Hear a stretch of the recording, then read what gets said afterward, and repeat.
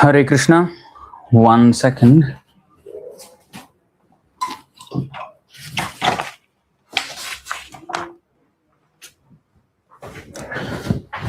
All right.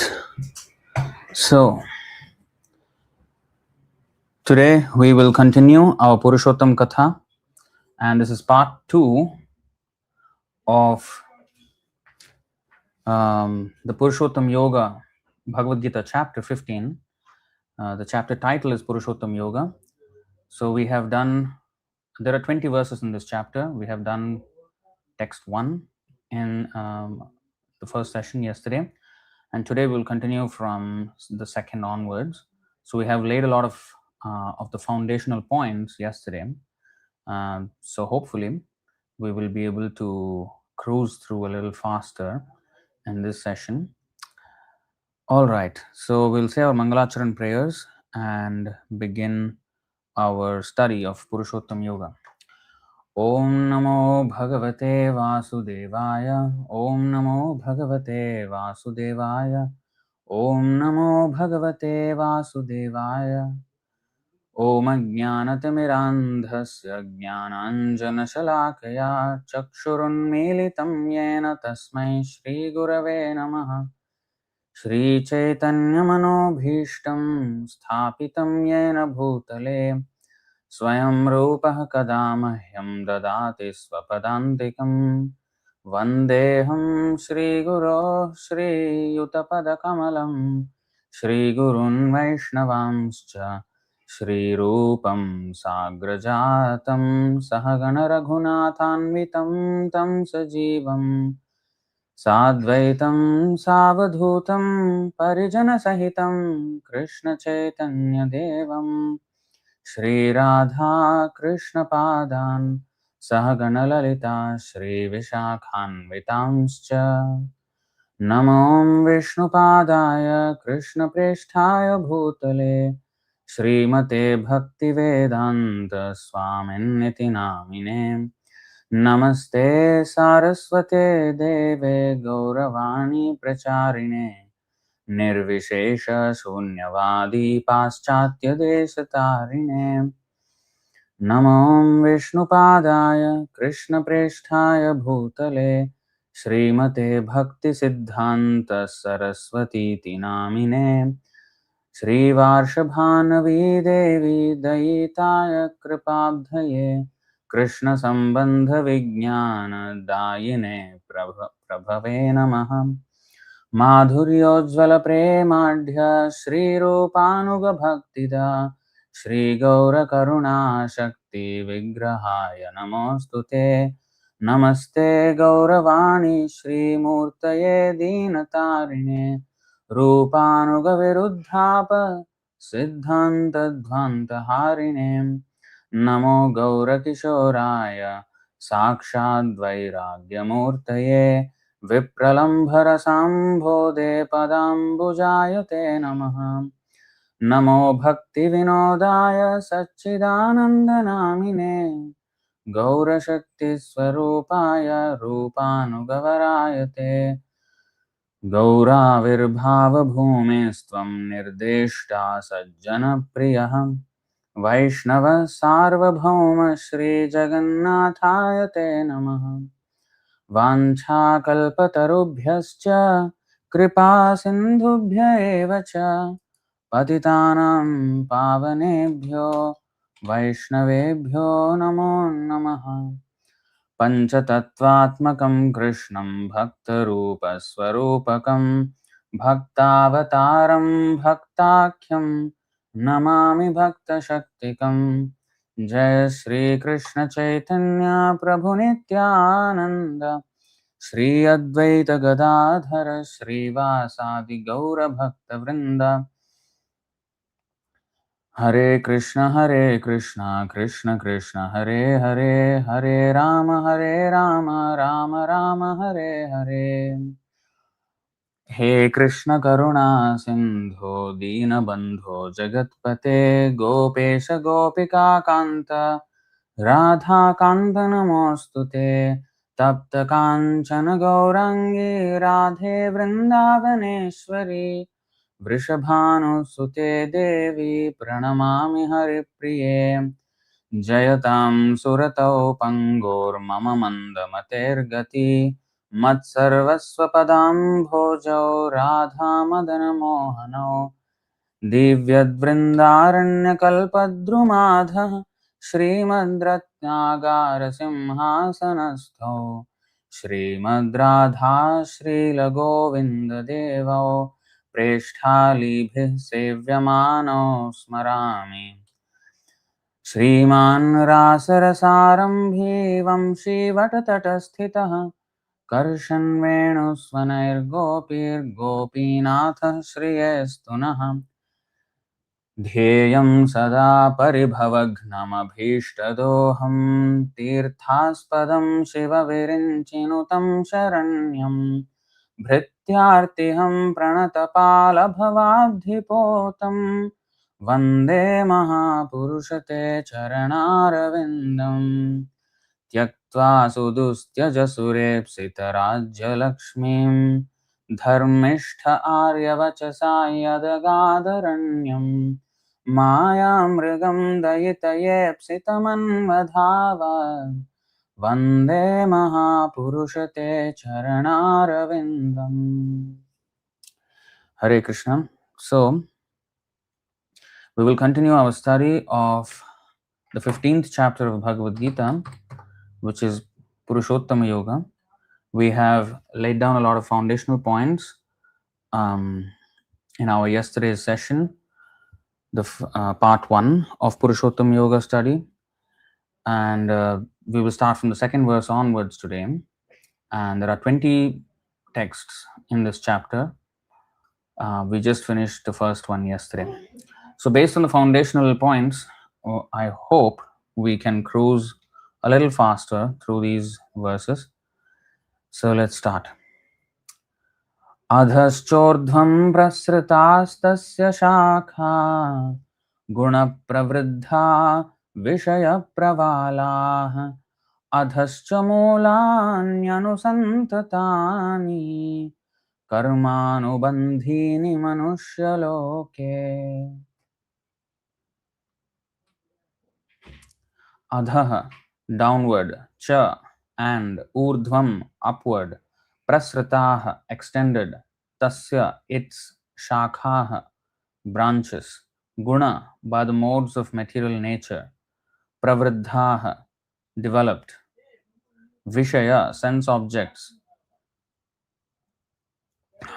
pravalaha, twigs, adhaha, downward, cha, and Mulani, roots, Anusantatani, extended, Karma, to work, Anubandhini, bound, Manushya-loke, in the world of human society. Translation and purport by His Divine Grace A.C. Bhaktivedanta Swami Srila Prabhupada Ki Jai. Translation: the branches of this tree extend downward and upward, nourished by the three modes of material nature. The twigs are the objects of the senses. This tree also has roots going down. These are bound to the fruitive actions of human society.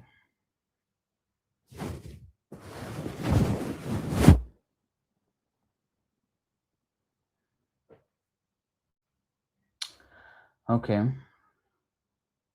So it's very interesting. Now, purport. The description of the banyan tree is further explained here. Its branches spread in all directions. In the lower parts, there are variegated manifestations of living entities. Human beings, animals, horses, cows, dogs, cats, etc.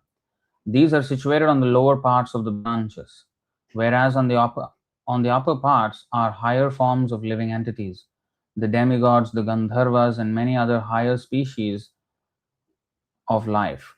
As a tree is nourished by water, so this tree is nourished by the three modes of material nature. Sometimes we find that a tract of land is barren for want of sufficient water, and sometimes a tract is very green Similarly, where particular modes of material nature are proportionately greater in quantity, the different species of life are manifested accordingly.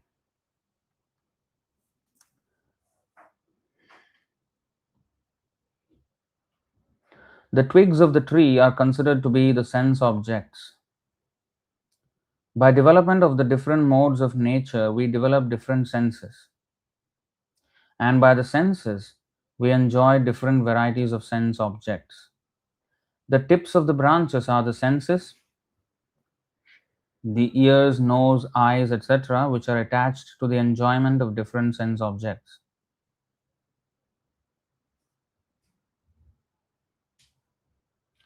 The twigs are sound, form, touch, and so on, the sense objects. The subsidiary roots are attachments and aversions, which are byproducts of different varieties of suffering and sense enjoyment.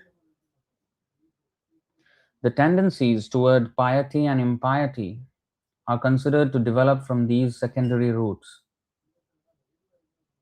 which spread in all directions. The real root is from Brahmaloka, and the other roots are in the human planetary systems. After one enjoys the results of virtuous activities in the upper planetary systems, he comes down to this earth and renews his karma or fruitive activities for promotion. This planet of human beings is considered the field of activities.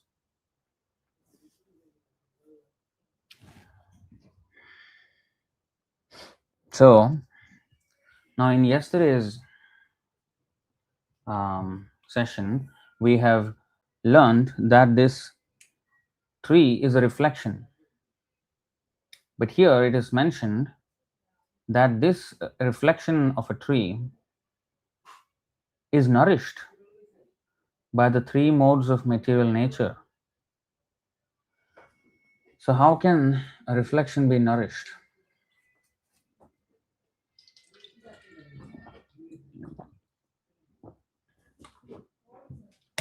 A reflection cannot be nourished. Well, in the world of illusion, we can see this in our dream, for example. We may have a desire in the dream and we may act upon it.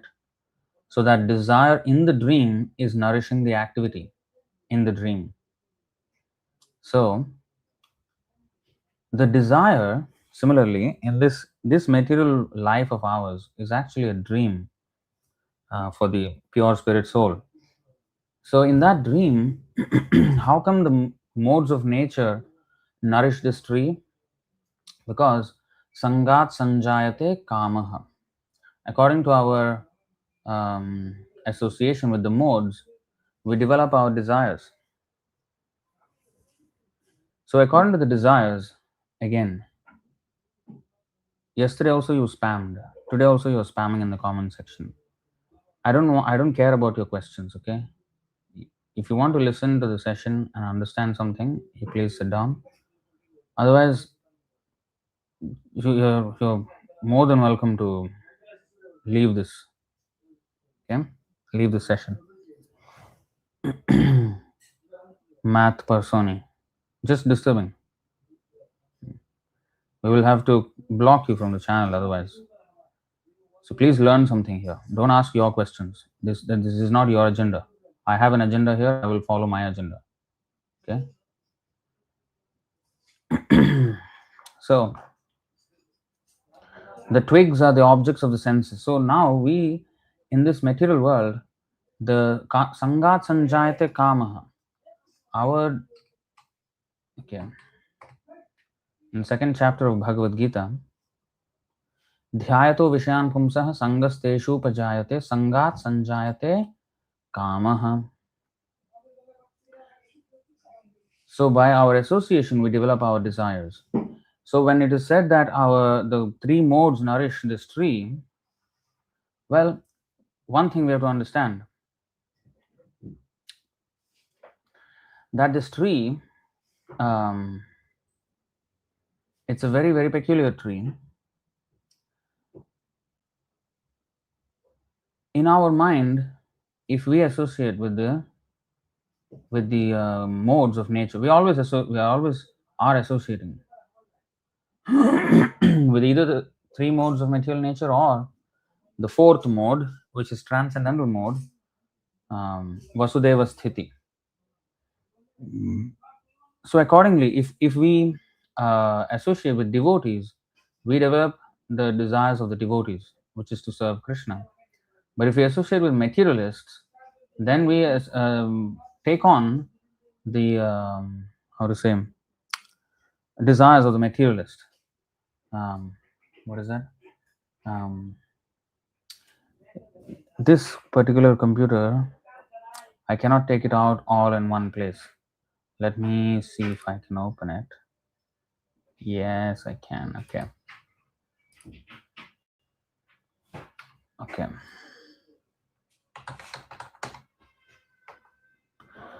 So this is what I wanted to show. Hari Bhakti Sudhodaya 8.51. Yasya yat sangati hipumso manivatsyat satad gunah swakulardhyai tatodhiman swayuthanyeva samshrayet. As the qualities of a nearby object are reflected in a crystal, one similarly takes on the qualities of a person with whom he associates. Therefore, in order to increase one's devotional sentiment in his own line, a wise person should take shelter of those who have the same temperament. Now, it's not only he takes on the qualities of a person with whom he associates, not only the person, but the modes the person is influenced with. That is what we are taking on when we are associating with anybody or anything. We're actually associating with the modes, because in this material world, everything is governed by the modes. And in the spiritual world, it is the transcendental mode, and we get influenced by that. But it is always the mode. A person is nothing but an embodiment of specific permutations and combinations of proportions of the modes. So the example is very nice. The nearby object are reflected in a crystal. So if a crystal ball is brought near something that is blue, it will become blue in color. It will appear blue in color. If it is brought near something that is yellow, it also appears yellow. So similarly, we take on the qualities of whatever it is that we associate with. So now going back.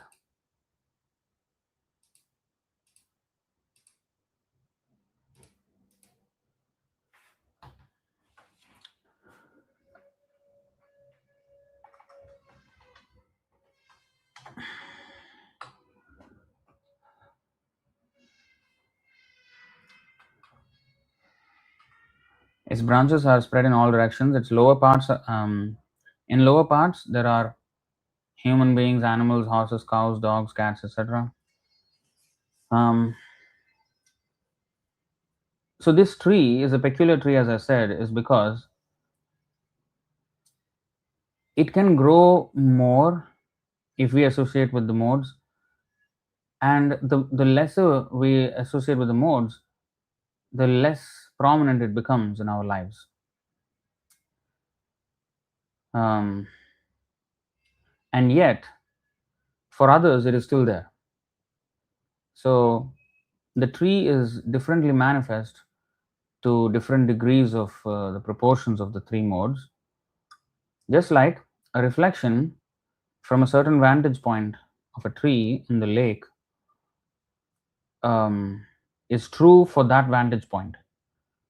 But the more we move relative to the tree, the lesser or more prominent the reflection becomes. Right? It's just like that. So here it is said, these are situated on the lower parts of the branches where they are, whereas the upper parts are higher forms of living entities, the demigods, Gandharvas, and other higher species of life. So as we said, This tree represents many, many things. It is a reflection, a perverted reflection of the spiritual world. But also in this material world, it represents the proliferation of the different species of life, and also the sampradaya, and also the planetary systems as a chandelier. Um, so many things are represented in this tree. Um, and it is also a more subtle thing. Actually, it is only subtle because there is no gross manifestation of this tree. But with knowledge, we can see this. So now, so in the higher rungs, these higher planetary systems, the inhabitants are situated, and in the highest, Lord Brahma himself is situated, and beyond that, the root is Brahman, as we saw in the Katha Upanishads as well yesterday. So sometimes, so reading on, sometimes we find that a tract of land is barren for want of sufficient water, and sometimes the tract is very green. Similarly, where particular modes of material nature are proportionately greater in quantity, the different species of life are manifested accordingly. So, for example, we consider, in fact, let me take out this verse.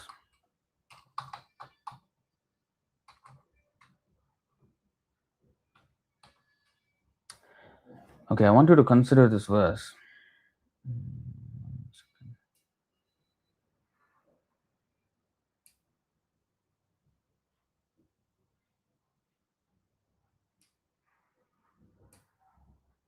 Okay, 11:25-25. Vanam tu satviko vaso gramo rajasa uchyate tamasam dyuta sadanam manniketam tu nirgunam. Residence in the forest is in the mode of goodness. Residence in a town is in the mode of passion. Residence in a gambling house displays the quality of ignorance. And residence in a place where I reside is transcendental, which is the temple and the spiritual world. It's transcendental. Now, it is said here, residence in the forest is in the mode of goodness. Think about that for a second. Why? Because all the living entities in the forest are in the mode of ignorance. The trees, the insects, the animals, the snakes, the birds, everything, they're not in the mode of goodness. When we associate with them, how come it is mode of goodness? It's an interesting thing we should think about. So, how it works is, although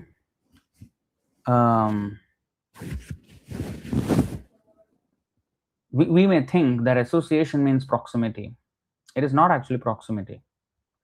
How much you can be influenced, by what can you be influenced?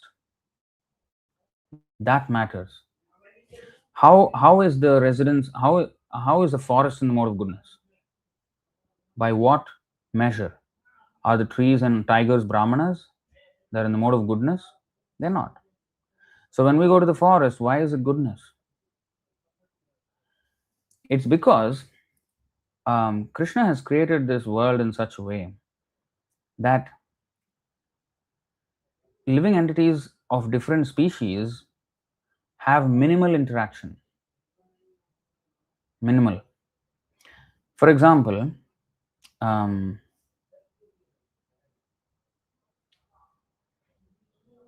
lion, for example. A lion, a male lion, can be attracted to a lioness sexually. But if it's a female dog, the lion is not interested.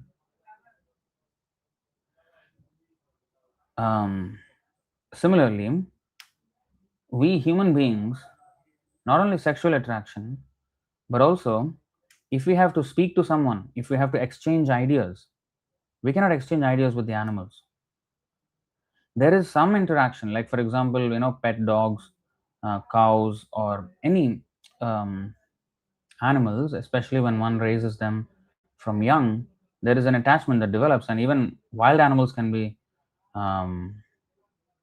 brought up like that, and they are very friendly to that caretaker. But even then, there is only minimal, how to say, communication. There is not full understanding. But within the same species, there is much more understanding. Much more understanding. We have their own. Everybody has their own languages. Even different species, they have their own languages, so they can communicate within themselves. But with another species, it's like kind of a barrier, a psychological, and not just psychological, but um, a barrier completely. We cannot although we may see them, we cannot interact with them. So therefore, in the forest, there is no interaction with other people who may be in the modes of passion and ignorance, and one may be focused in the mode of goodness in that way. And also, one needs to know how to live in the forest, because there are always going to be dangerous animals and snakes and bugs, and if one thing bites you, you may die. You got to know how to conduct yourself in the forest, which the science of which is lost nowadays. But when people used to do that, that used to be very serene. And also, since we cannot actively communicate with these species, we can learn silent lessons from them when we look at them from the Shastric viewpoint. For example, Tarorapi Sahishnuna, Trinadapi Sunichena, and the 24 gurus mentioned in the 11th canto. All of them are basically Shastra teaching us through the examples of, nature or other people. But when we look at them with that background knowledge, that knowledge is reflected again from those objects, from those lower living forms, even sometimes even non-living things can teach us things. So in that way, and also there is a serenity when one is in nature. This is natural. I mean, when one is in nature, it is more serene. Why? Because mind is at peace, and so can actually become philosophical, can become contemplative. So those things can happen when there is a calming effect on the mind. The mind is too agitated, there is no bandwidth to exercise it in a philosophical way. It's into problem solving, and it's into, busy with the day to day. And today, with the social media, that possible calm that we can have for a few moments to ourselves is lost, is hijacked by these devices. So mode of passion and ignorance are very, very heavy, very dominant. So in this way, residence of forest is in the mode of goodness, and residence in town is in the mode of passion, and residence in a gambling house or a brothel is in the mode of ignorance, and residence in the temple is transcendental. Okay. So that's why it is said here, sometimes we find a tract of land is barren. We find that a tract of land is barren for want of sufficient water. And sometimes a tract is very green. Similarly, where particular modes of material nature are proportionately greater in quantity, there's different species of life are manifested accordingly.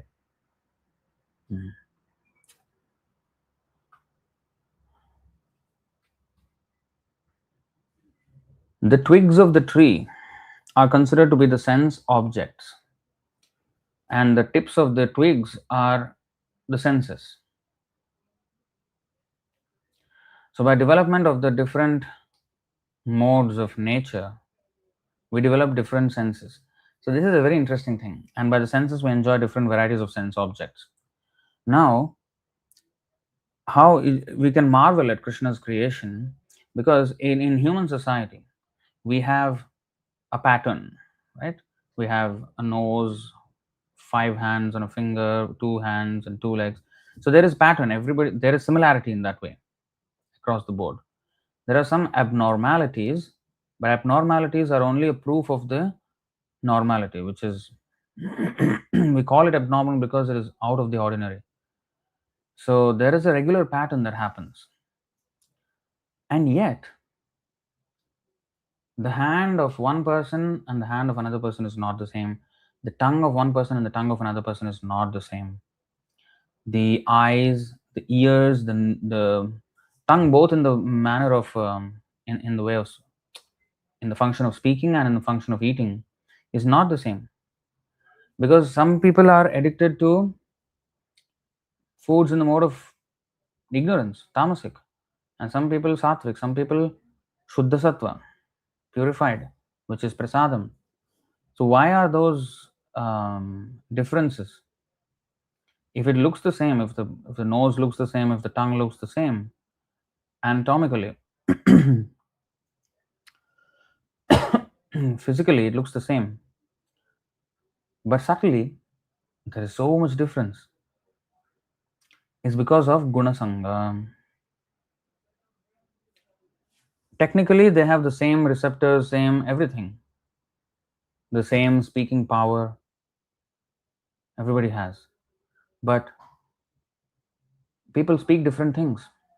People eat different things. One person's liking may be other person's absolute dislike. So the senses, by development of the different modes of nature, we develop the different senses. So the senses are not simply the physical organs. They're not simply the physical organs, because the tongue of a dead man cannot taste.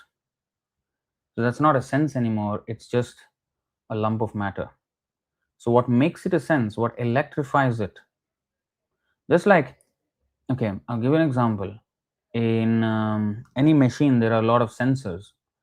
Say, for example, a Tesla car, which has a lot of sensors, and you can, if it goes nearby another car, it may sound an alarm, or try to reduce its speed or whatever. Now that is because of the sensors. What are those sensors? Yes, there is a device at the end there, and but the device itself is just a semiconductors, or whatever ingredients that are put into it. But by electricity, which is a little more subtle, in fact, how electricity travels over metals is also not as straightforward as we have learned in school. It's a more subtle thing. So you can have a copper wire. When it is without electricity, when it's with electricity, it looks the same. But when it is with electricity, it has a different effect than when it is without electricity. So electricity is more subtle. It's very subtle. Energy is subtle. So similarly, the senses are powered by the soul. The outer manifestation of how it looks, that's just part of it. Crucial part nonetheless, but it's still a part. The main thing is the soul who is powering everything. And through the false ego, through the interface of the false ego with the material world, and then the senses interact with this world, either input knowledge through the jnanendriya, or output effects through karmendriya. So in that way, it is situated. The twigs of the tree are considered to be the sense objects. By development of the different modes of nature, we develop different senses. And by the senses, as you see in the 217 purport, the atomic soul is floating in 5 kinds of air, as quoted in the comment section, and spreads its influence all over the body of the embodied living entities. So that is from the Mundaka Upanishad. Now, the So we have to understand the powering is what causes the senses to be senses. So senses are higher than the material body. That's what we learn in this 342 Bhagavad Gita. Indriyani paranyahur indriyebhyah param manah manasastu parabuddhir yo buddhehe paratastu saha. The working senses are superior to dull matter. So the tongue is actually dull matter, but the senses are the sense of taste and the sense of speech is more subtle. So therefore, it is superior to just dull matter. Although it is made of matter, it is electrified. So that's the sense. 1 second. Okay. Now the tips of the branches are the senses, the ears, nose, eyes, etc. So we have only like 5 jnanendriyas. So there are millions of twigs on this tree. How can the tips be just the 5 senses? So that's why it is not a real tree. It's abstract tree. It's more subtle. But with our senses, we can enjoy multiple objects. Okay, we enjoy multiple objects. In fact, an object in this world is nothing but a combination of sensory perceptions.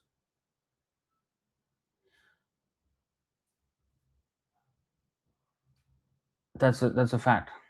An object can be perceived with our senses. It can be seen, it can be heard, it can be touched, it can be tasted, it can be smelled. And without that, how do you describe an object? So the same object can attract multiple senses. And multiple objects can attract the same sense. Now we are looking at many things all around us. So for all of them, my eye is a sense which is beholding them, and it is also beheld by others' eyes.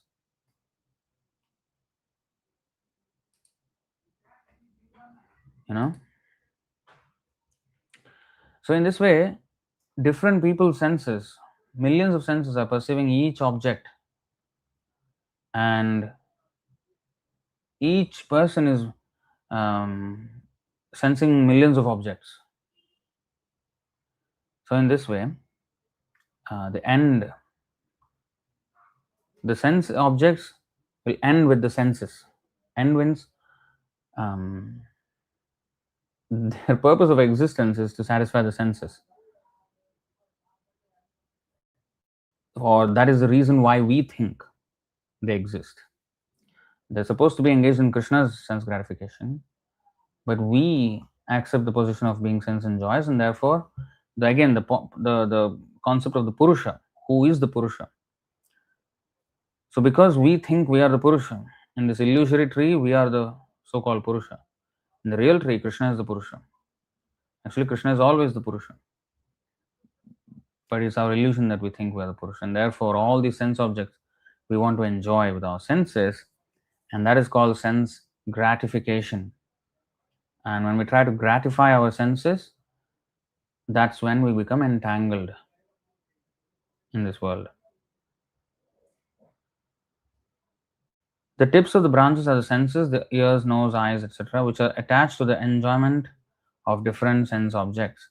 The twigs are sound, form, touch, taste, and smell, the sense objects. Now, this is the aggregate. When we say sound, all sounds. When we say form, all forms. And those forms, sounds, tastes are particular attributes of an object. The object will have multiple attributes. The same object will have a taste, a form, a particular smell, a particular touch with a soft, hard, liquid, solid, and then it creates a particular sound. So it can have, the same object can have these multiple things. So when we say sound, it is a representation of all, it is a how to say, aggregate of all sounds.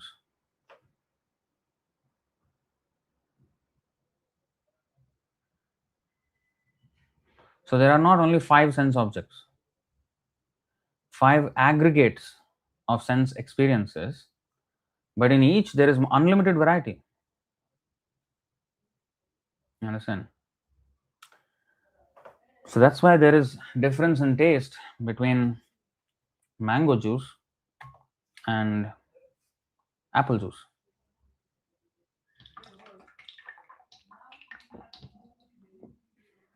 or water for that matter.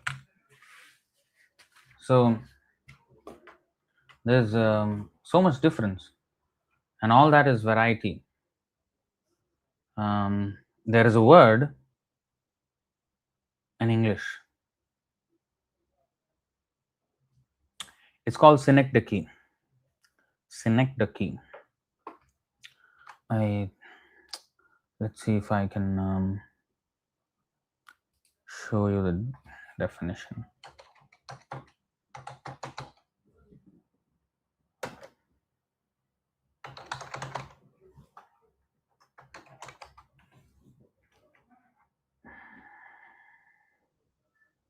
Okay, let me prepare the screen for you.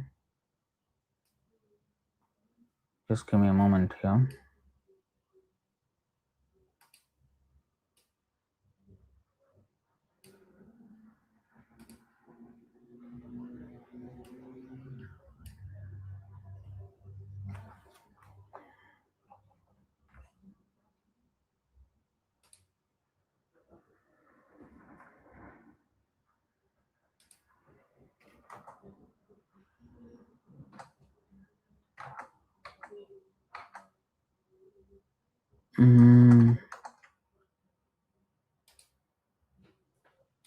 What is happening?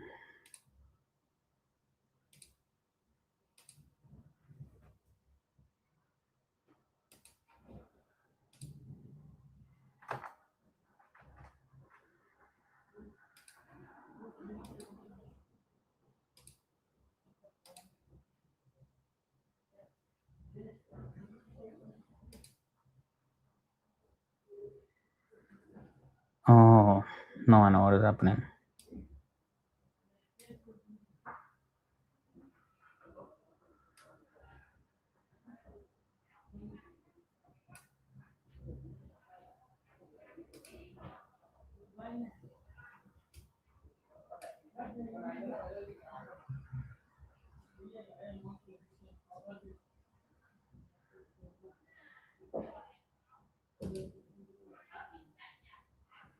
Oh, I'm so sorry.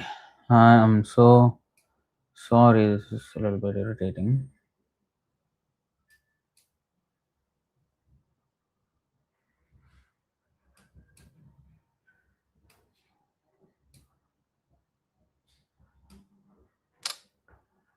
Oh, Krishna.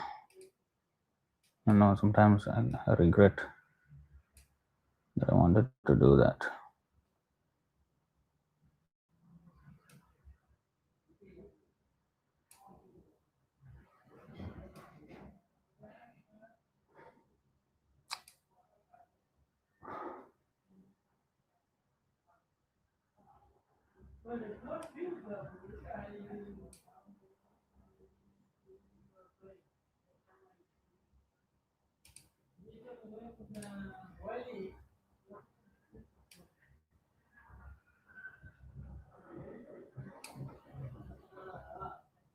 Just to show one word, so much time waste.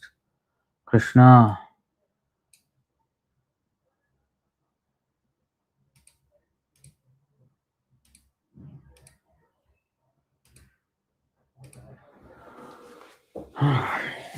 Okay, here we go.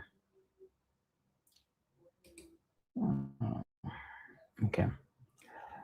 Synecdoche.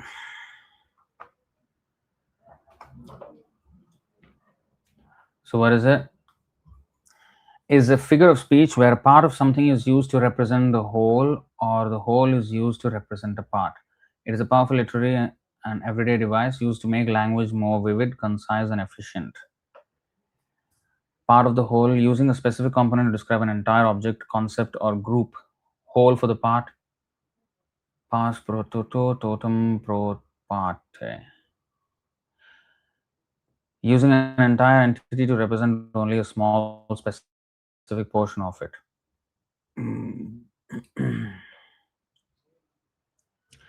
So these are common everyday examples. Nice wheels means is used to refer to the whole car. We need all hands on deck. Hands refers to the entire person or crew. So by saying hands, it's actually the entire person. Australia lost by 2 goals. That means Australia is used, the whole country is used to represent just their sports team. So it's not the entire Australia lost to the entire some other country. It's just the Australian maybe soccer team lost to say New Zealand soccer team, like that. He asked for her hand in marriage. Hand represents her entire self. Of course, he wouldn't marry just the hand.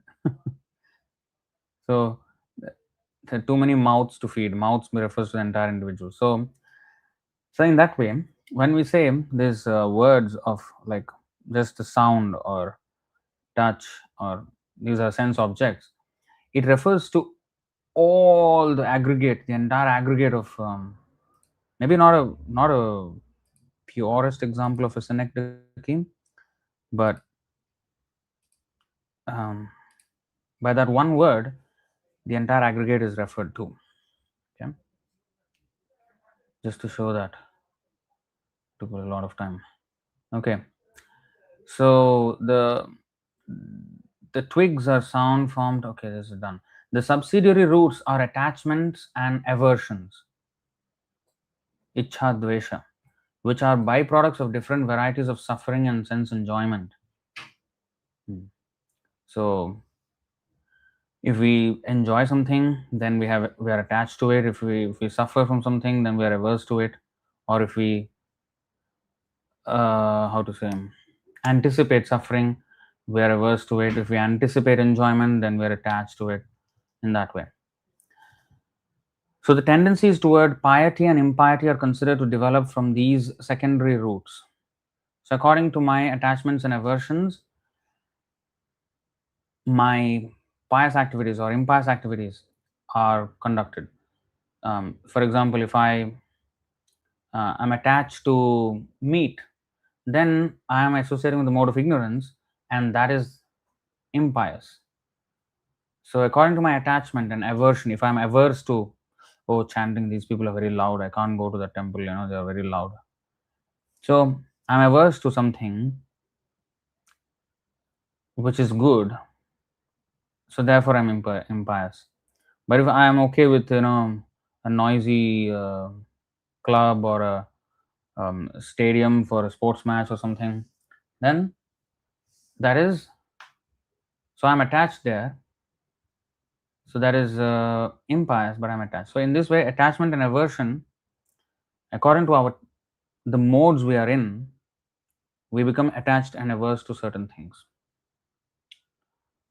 It is said in the Bhagavad Gita, या निशा सर्वभूतानां तस्यां जागर्ति संयमी यस्यां जागृति भूतानि सा निशा पश्यतो मुनेः. What is night for all beings is the time of awakening for the self-controlled, and the time of awakening for all beings is night for the introspective sage. So what is not just night and day here, but it's more figurative, literally and more figuratively.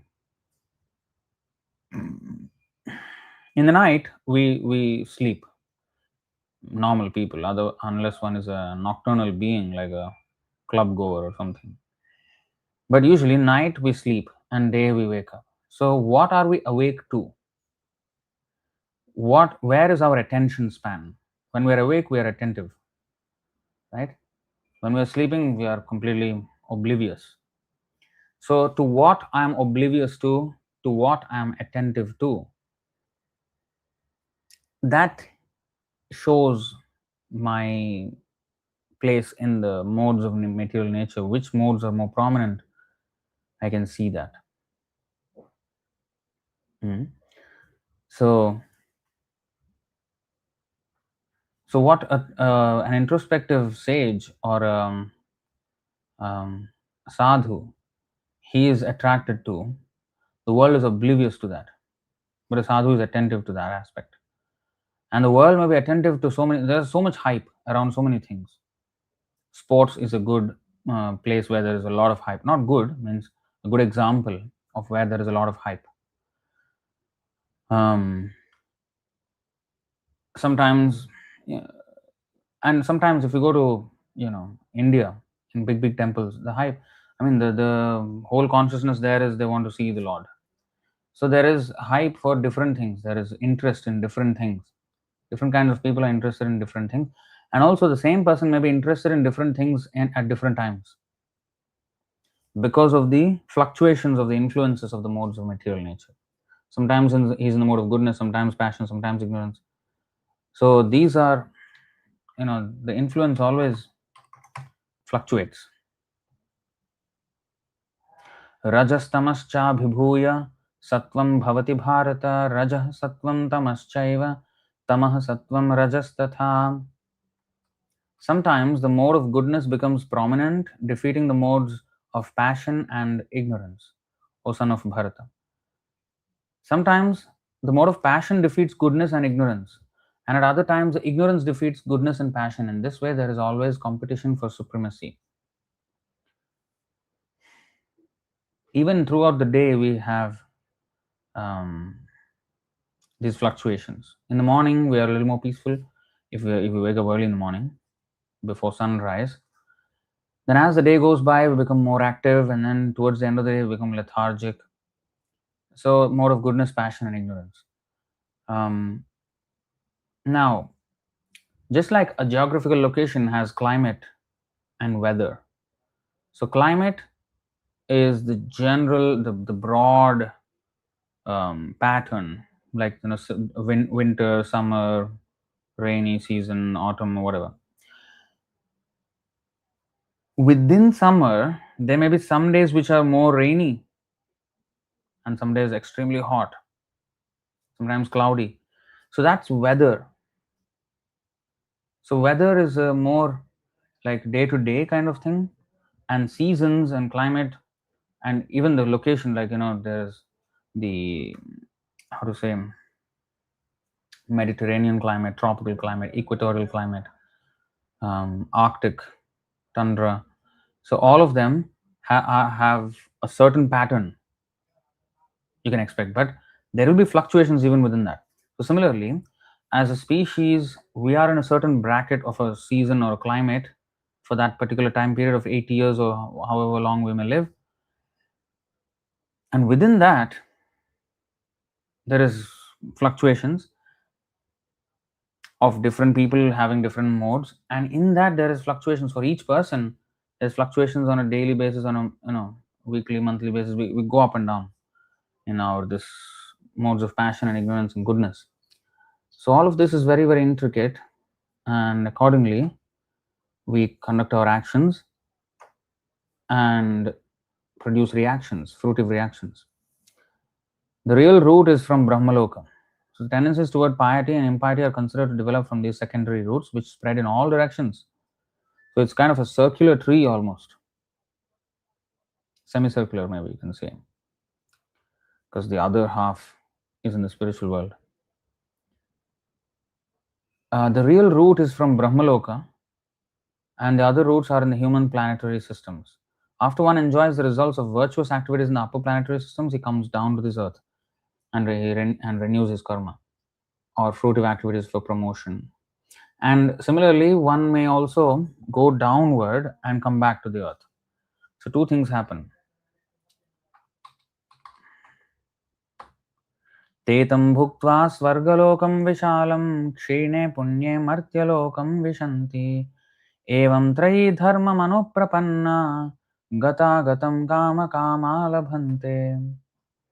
When they have thus enjoyed vast heavenly sense pleasure and the results of their pious activities are exhausted, they return to this mortal planet again. Thus, those who seek sense enjoyment by adhering to the principles of the three Vedas achieve only repeated birth and death. So, go up and come down, go to the heavenly and come down. Then there is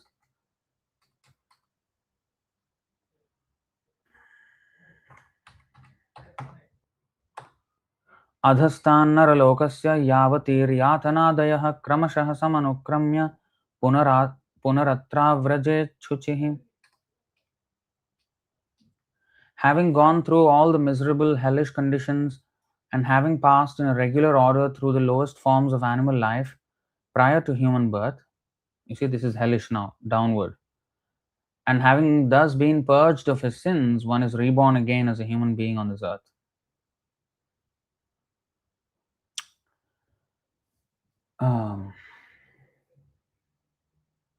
What is that? 8.3, there is a reference, but also in the Bhagavatam, I think 7.15.47, I think. Let's see, 8.3. In the Chandogya Upanishad, there is a mention.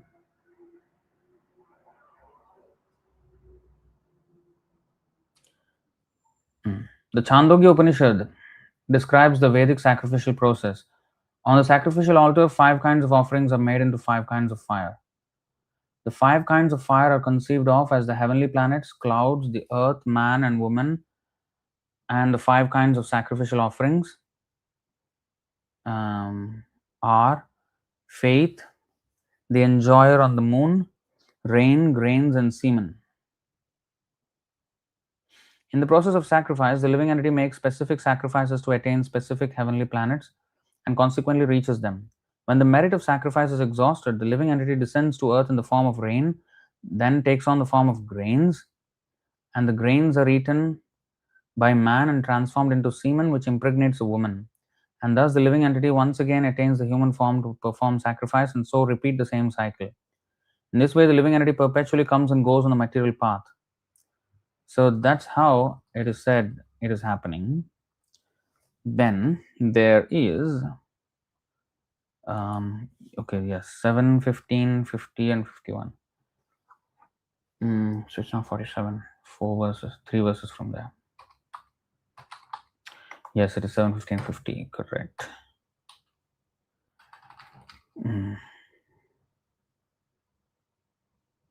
द्रव्य सूक्ष्म विपाकश्च धूमो रात्रिरपक्षयः अयनं दक्षिणं सोमो दर्श ओषधिविरुधः अन्नं रेत इति क्ष्मेश पित्र्यानं पुनर्भवः एकैकस्येनानुपूर्वं भूत्वा भूत्वेह जायते.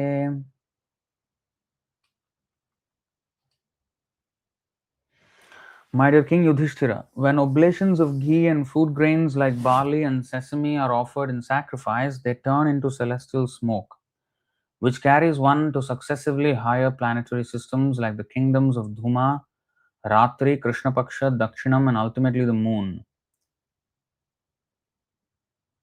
Now, these people are going to Chandrayaan mission. That's why they cannot actually see the moon. What they're seeing is some projection of the real moon, which is such a great illusion. People will call us pseudoscience, but they have no clue at all how the workings of the material world actually happen. So anyway, reading on, then however the performance of sacrifice descend again to earth to become herbs, creepers, vegetables, and food grains. These are eaten by different living entities, not only by humans and Suchinam Srimatam Gehe, but different living entities, and turned to semen, which is injected into female bodies. Thus one takes birth again and again. So you see, not only human. The Chandogya Upanishad said human, but here Krishna. You see, after one's enjoyment due to pious activities is finished, one must return to this planet in rainfall and first take birth as a plant or creeper. See, he becomes first plant or creeper, which is eaten by. So again, if you zoom into this, there is things we cannot understand. So if it is said that one must return to this planet in rainfall and first take birth as a plant or creeper, zoom into that for a while. Rainfall.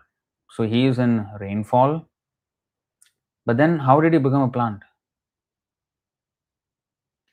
Because the rain goes into the earth, yes, but then the seed already has a soul. So the seed gave birth. So the soul is in the seed, it is not in the water. So if it comes as rainfall, how did it get into the seed?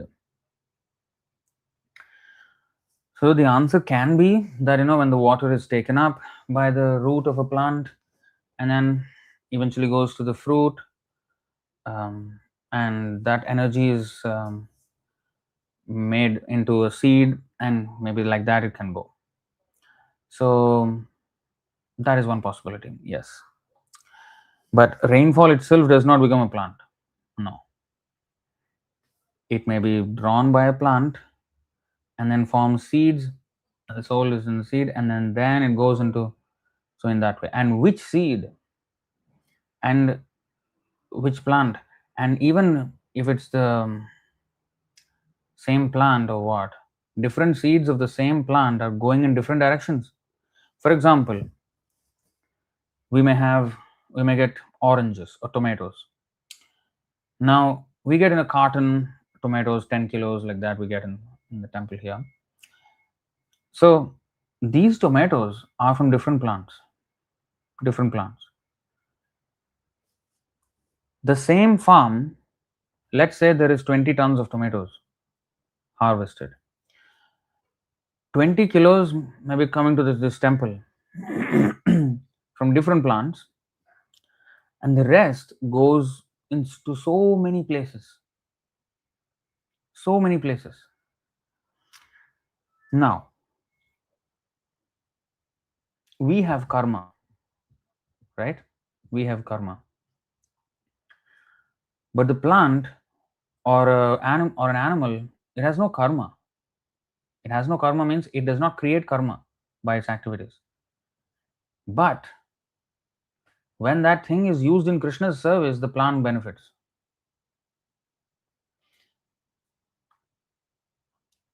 The animal, sheep, for example, they give wool. If a devotee wears it, the sheep gets benefit of doing service to a devotee. Although its other activities may not have any karma, but this adds up.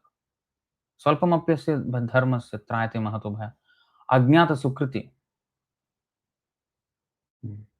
It's very, very, very intricate, these laws. How Krishna arranges for everything. Now I do not know when the tomatoes go to, say, a meat restaurant and they are used to decorate some meat or cook some meat dish, will the plant get any this thing? I don't think so. Plant is not, I don't think so. It won't happen. Because all these life forms, they don't create karma. Only human beings do. But when we offer to Krishna, they get benefit.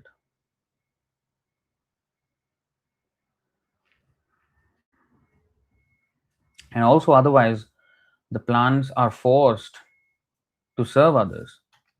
And Krishna particularly praises.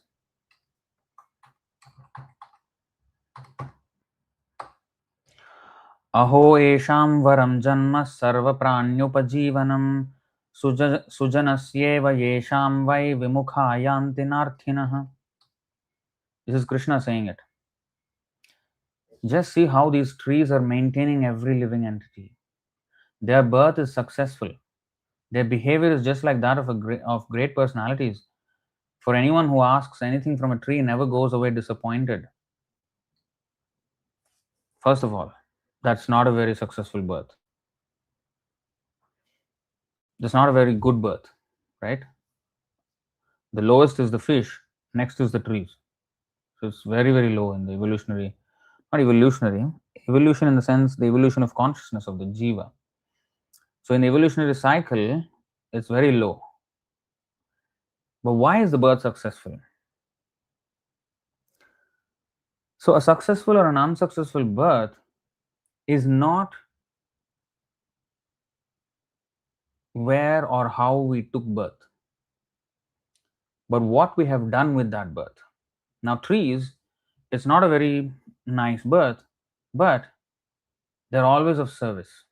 Of course, they are having their own selfish things, but in the matter of doing that, they serve others. They see them, they're maintaining every living entity. In fact, because of that, we know that they breathe in carbon dioxide and breathe out oxygen, especially I think in the night or something, on the day or whatever, I forget. So, and then we have fresh air. Today I was taking a walk in the park, and when there were so many trees around, the air felt cooler. It was cooler, and that is in effect anybody can attest to. The air is cooler around it, and there's a nice fragrance in the air. It's not a flower. It's not a flower fragrance. Just the trees being there, there's a nice fragrance in the air. There's a nice effervescence. Not effervescence. That's not the right word. It's like the smell of the fresh roots and leaves and everything creates a nice natural smell, and it is cool. So even by just doing that, it is serving others. To create a pleasant experience for someone is serving, right? I mean, a customer service, the receptionist, or customer service operator, they're supposed to be pleasant to others, so the experience is nice. So if the trees are just doing that to anybody who's walking by, they're not intending to do it, yes, but they are forced to only do good to others. Of course, there are some plants which are venomous. Poisonous. There is a difference between venomous and poisonous, by the way. Poisonous is when I eat a fruit and it is the poison gets into this. Venomous is not when I eat something, but it out of its way. I'm doing my stuff and it comes and bites me. That is venomous. When I eat something, that is poisonous. So, some plants are poisonous. That's more in the mode of ignorance and not so pious plants. But you see, so they are usually trees, especially they are maintaining by food. They're giving fruits. Of course, its intention is to spread its seeds everywhere, and therefore it attracts animals and birds and everybody through flowers and fruits, so that they carry the seeds and either through pollination with other plants, or the seeds go into and thrown somewhere, and then another tree comes up. It is preserving its next generations. It's kind of establishing its legacy. But in the course of doing that, it has to serve others nicely. There's almost no harm a tree can do. We can do a lot of harm. We can do the most harm in this world, human beings. If a virus does as much damage as humans do, it is considered the most deadly pandemic. But that's exactly what we do. So, and then he says,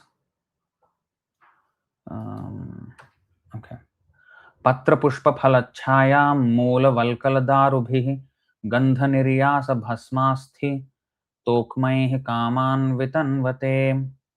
These trees fulfill one's desires with their leaves, flowers, and fruits, their shade, roots, bark, and wood, and also with their fragrance, sap, ashes, pulp, and shoots. In so many ways. Entire body is meant for service to others. So tarorapi sahishnuna means tolerate like the tree and at the same time be charitable like the tree. And then he says finally this verse. Etavat janma saphalyam dehinamiha deshishu pranair arthair dhiya vacha shreya acharanam sada. This verse is often quoted by Prabhupada. It is the duty of every living being to perform welfare activities for the benefit of others with his life, wealth, intelligence, and words.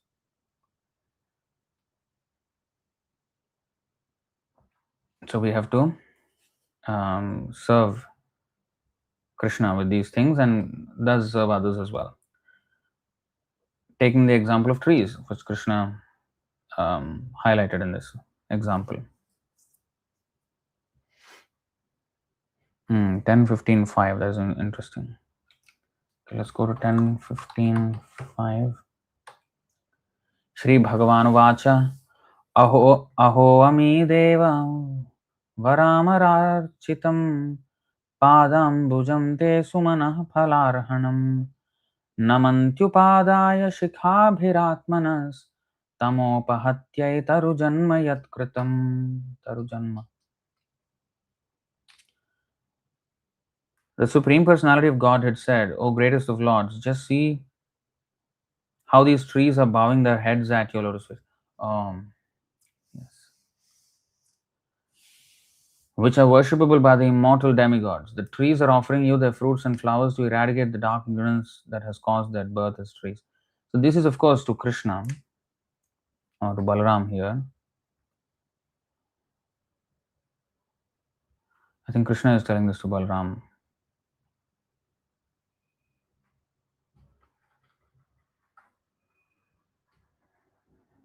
Does he smile gently and address his elder brother? Okay, so Krishna is telling this to Balaram. But even others, the tree serves. So okay, let's go back. Vedanta Sutra 3.1.24.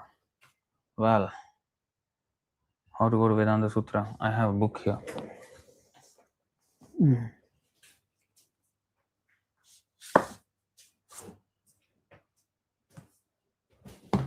Oh, there is. The descending soul does not take birth among the plants. Interesting.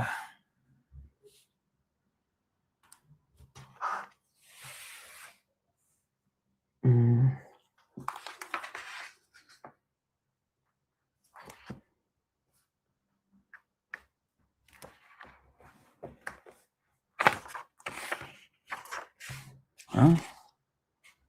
1, 2.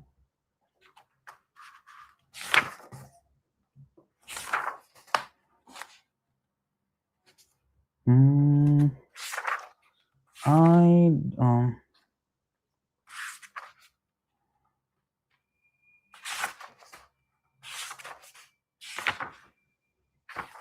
4. I don't know if I have.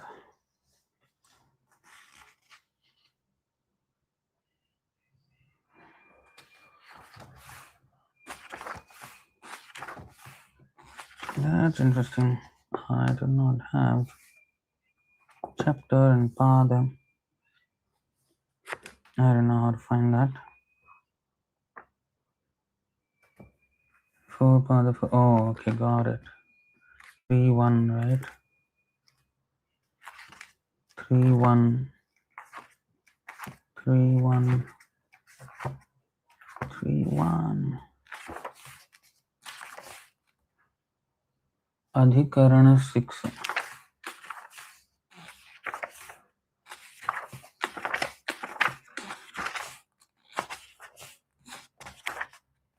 Adhikarana 4.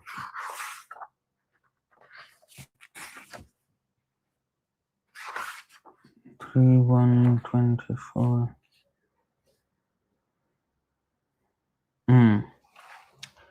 The descending soul does not take birth among the plants. Introduction by Baladev Vidyabhushana.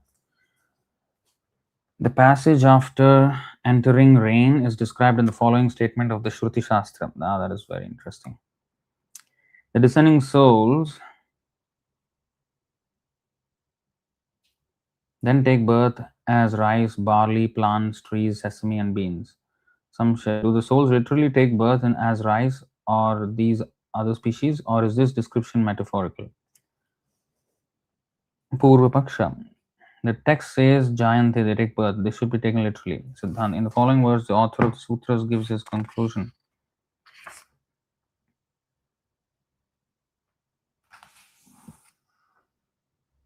Answer is there in 25. Okay. Anyadhishtite purvavad abhilapat. in what is occupied by another because of a statement like the previous. Okay. Purport by Baladev Vidyabhushan. Because the bodies of plants and other beings are already inhabited by other spirit souls, the description here is metaphorical. That's interesting. So this is exactly what I was thinking. How come it is? The descending souls are not born in those species to experience their karma. Why not? The sutra explains Purvavad Abhilapat, because of a statement like the previous. As it was previously said that the descending soul does not become ether or the other things in its descent, but merely comes into contact with them.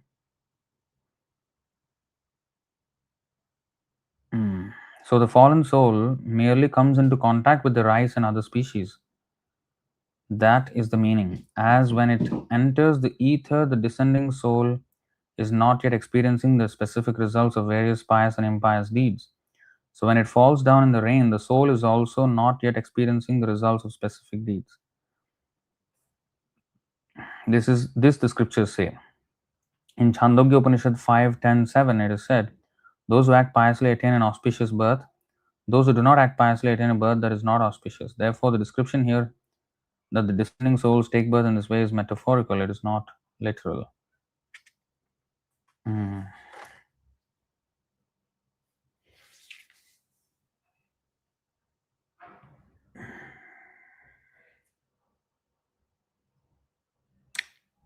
It's interesting because it is understood. It is understood definitely that the seed which gives rise to the plant has the soul. Now, when the soul actually enters into a seed is a question in itself. I was thinking about this as well. Many times I thought about this. I don't know if there is a specific answer, and I'm okay with the fact if there is no answer, because it's way too complicated for us to fathom. But I wondered, it'll be good if you can understand a little bit more. It's just a curious mind. So the when does the soul enter into the seed? For example, in the case of human being, Pumso retah kanashrayah, it is said that in the 331.1, 331.1, okay, Shri Bhagavan Vacha Karmana Devanetrina Jantur Dehopapate Striyaha Pravishta Udaram Pumso retah kanashrayah. Under the supervision of the Supreme Lord and according to the result of his work, the living entity, the soul, is made to enter into the womb of a woman through the particle of male semen to assume a particular type of body. So, through the particle of male semen. So, it may appear, one may have a doubt that, oh, so the male semen has so many souls sitting there. So, what happens if a person is a Naishtik Brahmachari and the semen is retained and he never has sex? So, what happens to the semen? So, all the souls are just trapped in his body? It's not like that. It is not like that. And such semen actually will nourish the brain. So, it is not that the souls wait in anticipation. Sometimes in the medically they will say that there are so many sperms that are going and competing for that one this thing. Now, again, so what happens to those souls who were in those sperms, but who did not, which did not fertilize into that ovum? Only one or two, sometimes twins, or one or two, maximum three, or something like that may happen. Usually one. So, what happens to the rest of those? They die and then they go elsewhere. How does that work? So, from Garbhopanishad and from even here, Nisheka, actually, if you see,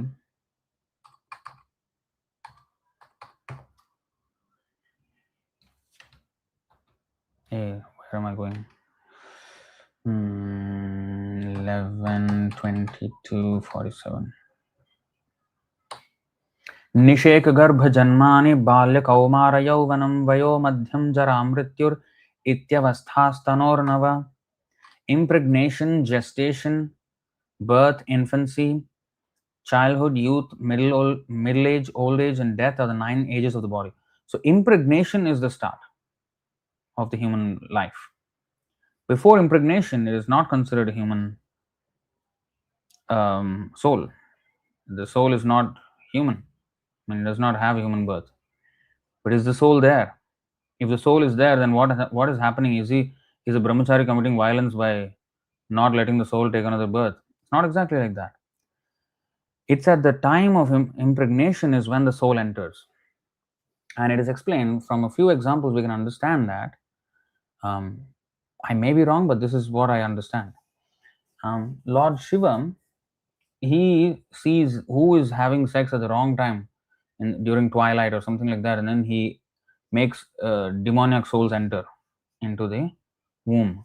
So at that time, when they're having sex, that time is when the soul enters. And this happened. There's a I made that video about abortion, and in the course of my investigation for that video, I chanced upon a video where a boy, he remembers his previous birth. Okay, so his previous birth, as soon as he started speaking, he talked about some of his previous life's activities, but also strangely, he remembered exactly.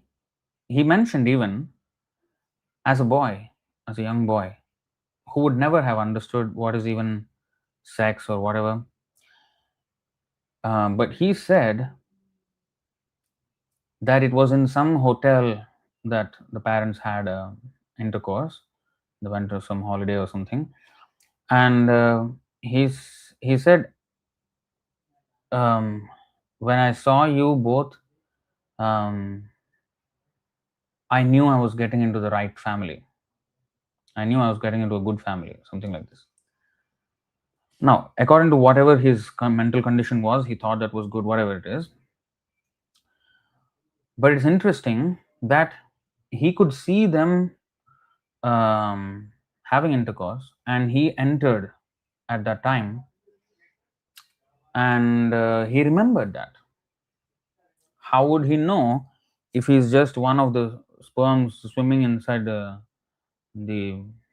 genitals of each of them? So how is that possible? So he's a soul who entered at that time.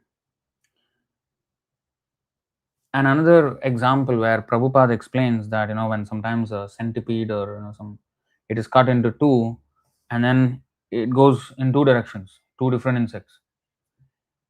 So Prabhupada said at that time another soul comes and occupies this part of the insect, and then it becomes two insects. It's not that a soul is split, but another soul is immediately put into that. So how come exactly at the time when it is cut and then soul was waiting to go inside, or what? No, this is Krishna's arrangements. Krishna's arrangements are so subtle and so effective and so fast and so seamless and natural that if such an arrangement has to be done by us, we have to think of a lot of calculation. But Krishna does it effortlessly through his Maya. Even not, he does not even do by himself. His agents, Maya, ultimately arranges everything. Where a soul goes, how he takes birth. Anyway, digressed massively. So coming back, yeah, this is where we were.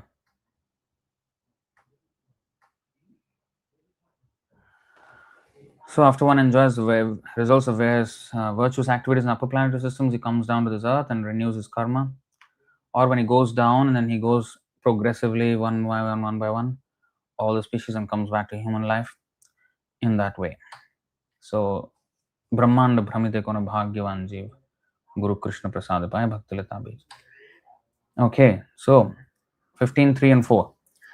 Naropamasyeha tato Naropamasyeha tatopalabhyate Nanto na chadir na cha sampratishtha Nanto na chadir na cha sampratishtha Ashvatthaменam suvirudhamulam Asanga shastrena dridhena chitvam ततः पदं तत् परिमार्गितव्यं यस्मिन् गता न निवर्तन्ति भूयः तमेव चाद्यं पुरुषं प्रपद्ये यतः प्रवृत्तिः प्रसृता पुराणी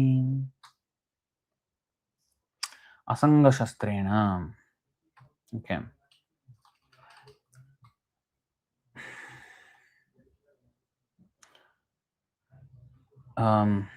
For the sake of time, so again, Ashwatham, which is in Sanskrit, is again I've told this in the yesterday's episode, the first episode. Ashwatham is usually a fig tree, not a banyan tree. But Vata is actually a banyan tree. Ashwatha is a fig tree. But they're both in the same family, apparently. Although both look very different. But in this case, Ashwatham is a banyan tree. And because the roots are everywhere and going everywhere, so it definitely looks like a banyan tree. I don't know if the roots of a fig tree go about so much, because banyan tree definitely do, and they can expand and expand and expand like that. Fig tree, I doubt.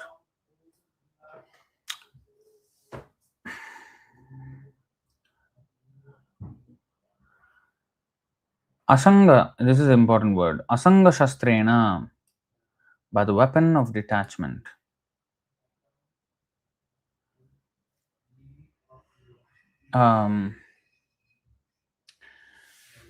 Sanga.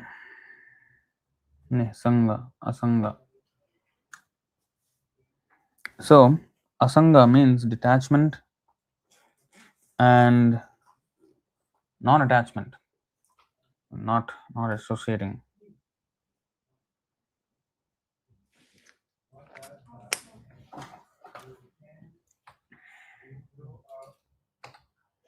The real form of this tree cannot be perceived in this world.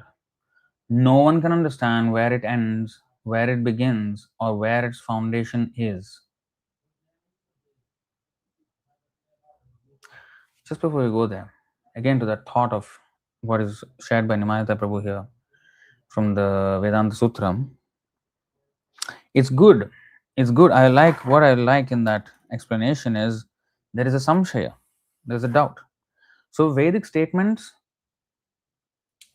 there is a Vedic statement. It is said that we should not doubt the Vedic statement, but there is a samshaya.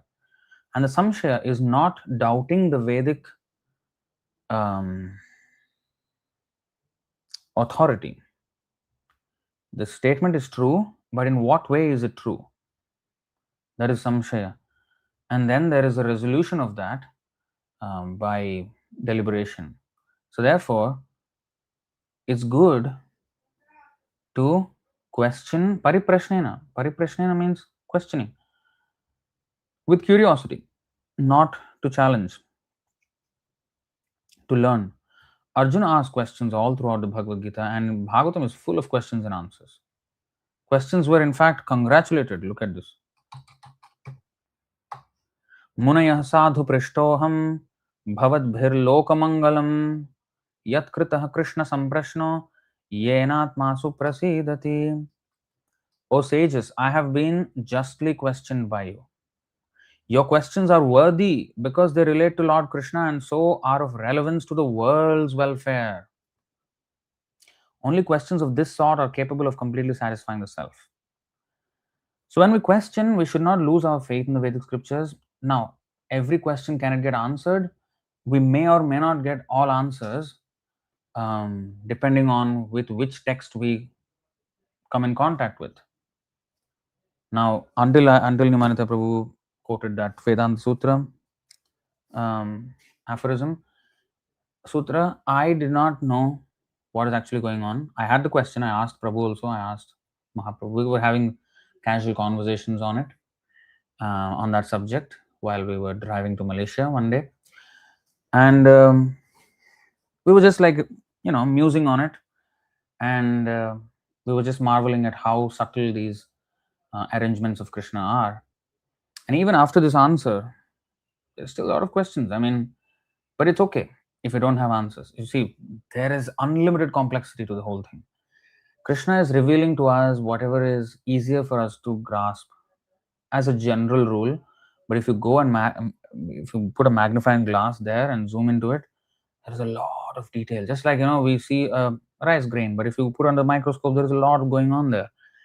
So, um, so there's always unlimited intricacy in everything that is going on. We may or may not have, but when we can't fathom, that's when we just glorify the Lord. That's it. But it's interesting that a soul is just piggybacking on another soul, and he's not exactly, when it is said here that, oh, he takes his birth as a plant and creeper and then eaten by various species and then takes his birth again. So he's not exactly that plant. Probably he would have gone into the seed and then sown somewhere, but no, he's not the plant. So he's somehow attached, but he's not that soul. So it's interesting how things happen actually. How is the soul? Where is the soul? If he's just hanging on there, attached to that plant. So when the person cooks the plant, the soul is still attached there, and then he eats, and the soul goes inside. Again, my question is, if he goes inside because of eating of the plant by another human being or animal, suppose it's a human being, and that human being did not have a child after that. So what happens? He's inside the body and just hanging on. What exactly is happening? So if you question one by one, every single thing, there's unlimited complexity.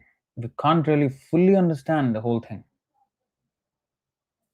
Maybe there is some, like this Shastric statement, there is another statement, maybe.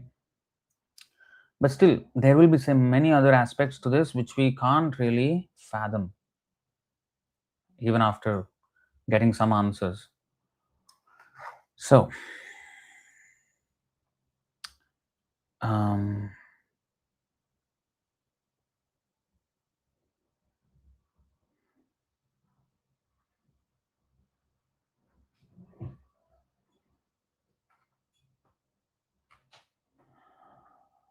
all right, so we will. So questioning is important. Questioning is good if we do it in the right way. If we do it in from a place of curiosity and excitement and knowing about, for if we want to know more about the glories of Krishna, if that is the mood, the more that is the mood, the more it becomes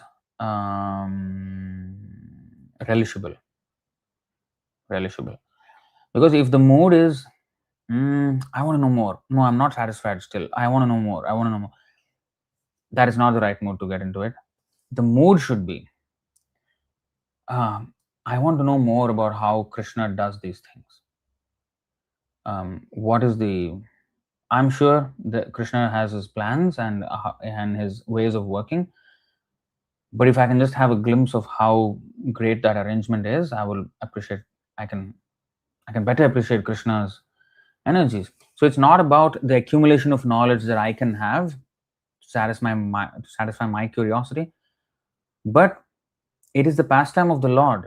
The Lord is creating this entire world. Even how He's arranging all these souls to go in different ways. Brahmayan sarva bhutani yantra rudhani mayaya Ishvara sarva bhutanam hriddesha arjuna tishtati. So He's directing the wanderings of all the living entities.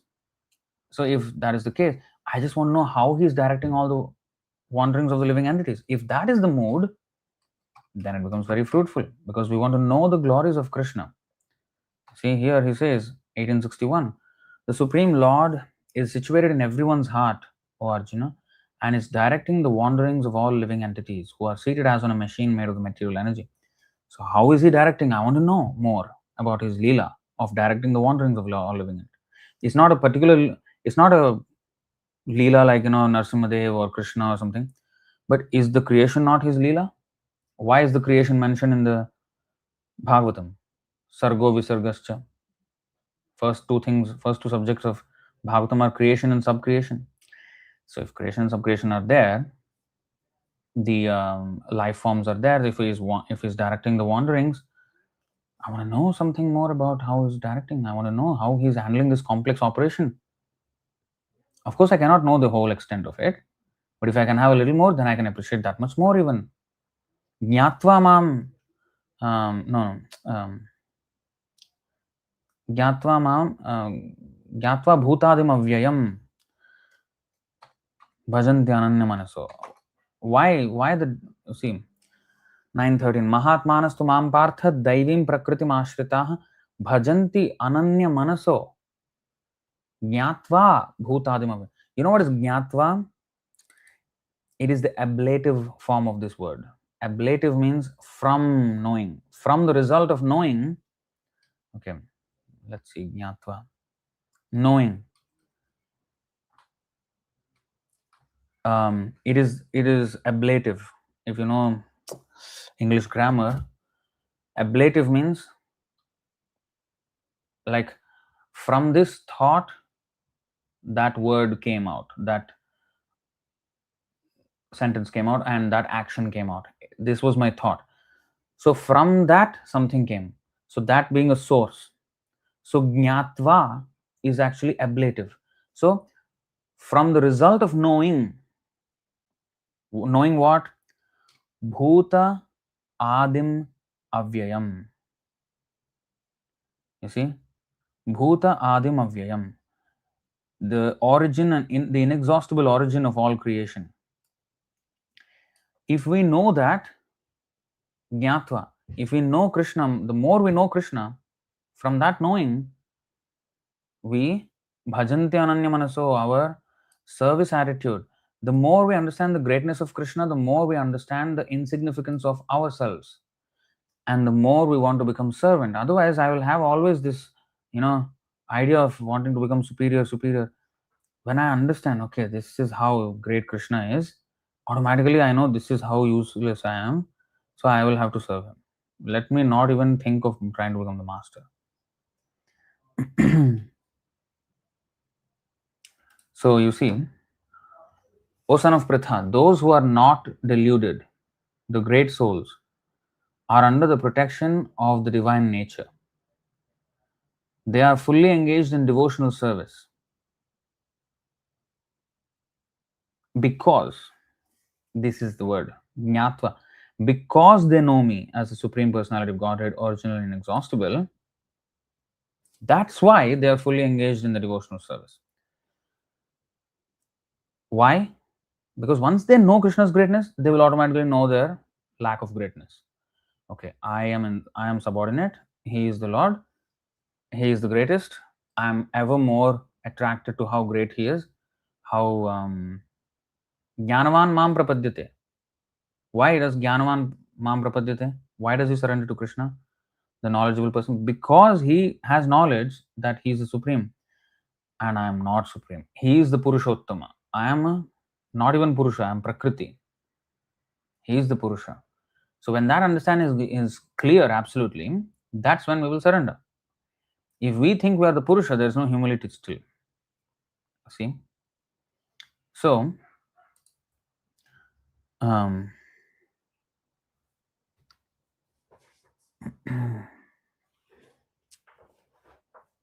so here two comments are there. Now 11:33. Okay, let's go there. Jnatva jnatvatha ye vaimam Yavanyaschasmi yadrishah bhajantyananya bhavena. Again, bhajantyananya bhavena. Teme bhaktatamamataha. My devotees may or may not know exactly what I am, who I am, and how I exist, but if they worship me with unalloyed love, then I consider them to be the best of devotees. See, true, we can never, first of all, we can never know Krishna. Okay? We cannot know Krishna. When it is said that we jnatva mam shantim, jnatva bhutadim avyayam, then bhajanti ananya manaso, that verse is also valid, right? So, it is not about knowing Krishna in full. That is never possible, not even for Krishna. Okay. So, knowing, we have to know. Gopis, they were not interested because they were already way above the jnana and jnana karma dhanavritam. They just want to love Krishna. They don't care. But it is not that they do not know that Krishna is supreme. They know. They know that. So, but they do not care. Okay. So that is a very high level.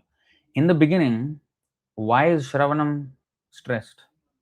Because we have to know. What is Sambandha Jnana? We have to know. So unless we have that Sambandha, Abhidheya will not happen. There is no way that one does not know the greatness of Krishna and just serves Krishna and fully devotion. It does not happen. If the Sambandha is not there, gopis look like they don't have any Sambandha. They do have. How can Radharani see Krishna everywhere? She knows very well. And you see all the manjaris, they came in the Chaitanya Leela as great acharyas. Even Bhakti Siddhanta Saraswati Thakur is a manjari. And, they are serving Radha and Krishna. But when they came here, Rupa Goswami is a manjari. So when they came here, their knowledge is unmatched in this world. Shukadeva, he is a parrot in the spiritual world. And then he came, what all he spoke, how much he knew. So it's not that they do not know. Vasudeva Bhagavati Bhakti Yoga Prayasvata Janayatyasu Vairagyam Jnanam Chayad Ahaitukam. They will have knowledge. Okay, let's not forget that. Okay. And then say, I don't see the relevance unless we are planning to go to the heavenly planets and come back. Just joking. Okay. No, there is relevance. There is relevance. Parikshit Maharaj was going to die. And he wanted a quick fix. Not a quick fix, a quick answer to how he can perfect his life. I mean, in that 7 days he has got. And he spoke, what was the Bhagavatam? Creation, sub-creation, the planetary systems, orbits, speeds, the distances from each planet. Why? The demigods and animals and this and that, so many stories, family politics. Why? I mean, in the 7, 15, 50 and 51, the going up and coming down of different souls and going down and coming up of different souls in third canto. Why all of that? Is he planning to go anywhere? No. It is just, so again, the thing is, we think knowledge is for what we want to do. Even if it's said as a joke, I just want to address it because we need to know why we are discussing. So, the scientists, their reason for exploration is to find out how we can dominate that place, how we can go there. That's their understanding. Devotees want to know not for that reason. They want to know how glorious Krishna is in his creation. 10 years ago, 11 years ago, 2014, I think I remember, 2013, 2014, I was very much interested in the fifth canto and the whole planetary system, the flat earth, round earth, and all of that. I was very much interested. And I've heard arguments on both sides, and I thought, what, doesn't matter whichever it is, flat or round, it's all miserable. Brahma Bhuvana Loka Punaravartina, just we chant Hare Krishna and go back. Then Chandrayaan happened. in 2020, 2021, somewhere around there. Chandrayaan happened. Oh, they went to moon or something. So then part of the thing was they said, oh, we went to Tirupati and sought the blessings of Balaji, um, and then we launched. So we don't have any problems between religion and science, because for us, we just pray to God to, for success in our scientific endeavors. So it's not a dichotomy for us. It's not religion versus philosophy. It's religion and philosophy can harmoniously be side to side, side by side to each other. So I was like, no, that's not good. If you know religion, then in religion, in your Vedas, there is description of all these Somarasa and of Chandradev, and all these stories are there. What are these then? Did you question? Was there any questioning? Why is there not? Where is the Somaras? There is not even air on the moon. So I then wanted to know, actually, what is this? What is going on? What is this moon? What is the earth? I want to know, because I want to defend our Vedic scriptures. Because in this way, people will just lose faith. Oh, if they believe this, oh, man landed on the moon. Okay, not man, but they landed the machine on the moon. Oh, wow. And then they get all enamored by the scientific things. And then the Vedas will go more and more to the background. And if at all the Vedas come and these descriptions are there, moon and all the planetary system and the inhabitants of the moon are mentioned, and then here there is nothing there on the moon, you will start to reject the Vedas. So I said, no, this is very bad. How can they just reject the Vedas like this, not even question? Why is there a disparity between the description of the Vedas and what my camera is saying? Why is there a disparity? Think, at least any questioning is happening? Nothing. And if at all any questioning will happen, they will rely on their senses and whatever they see with those cameras, and then not have any faith in the Vedic scriptures. So no, I need to defend the Vedic scriptures. So I was praying to Prabhupada to have some understanding on this matter.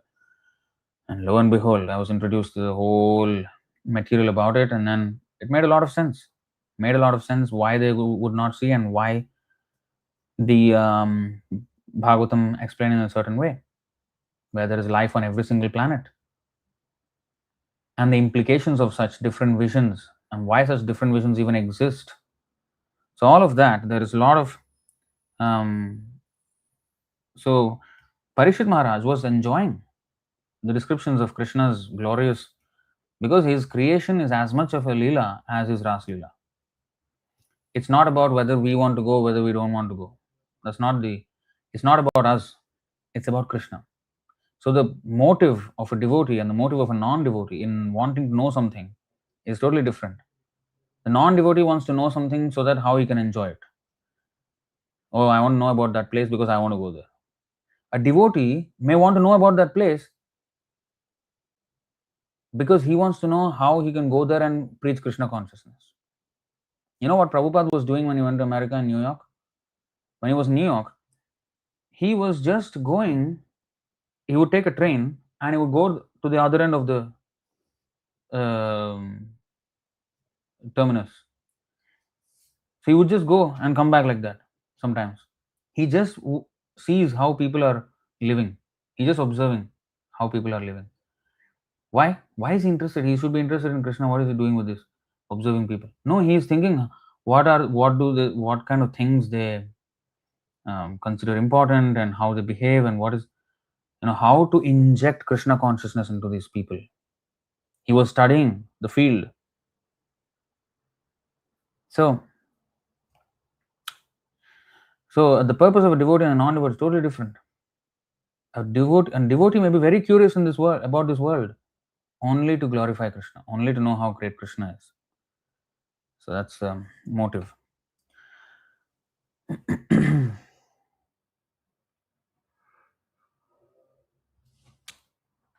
Okay. So, okay, I don't want to be hijacked like this. I want to go back.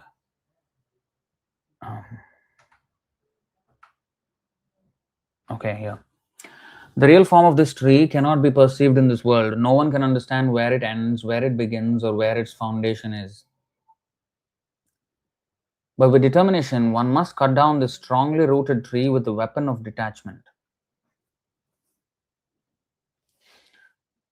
Thereafter, one must seek that place from which, having gone, one never returns, and there surrender to that Supreme Personality of Godhead, from whom everything began and from whom everything has extended since time immemorial. Now, in these verses, especially in this fourth verse, he introduces the other world. So 1, 2, and 3 is all about this world, which is the upside down tree. And at the end of the third verse, he says, oh, we have to cut down this tree by the weapon of detachment. Then he says, oh, thereafter, after detachment, what do we have to do? No, that is not the end. Thereafter, one must seek that place from which, having gone, one never returns, and there surrender to that Supreme Personality of Godhead, from whom everything began and from whom everything has extended since time immemorial. So you see, he's introducing the spiritual world here.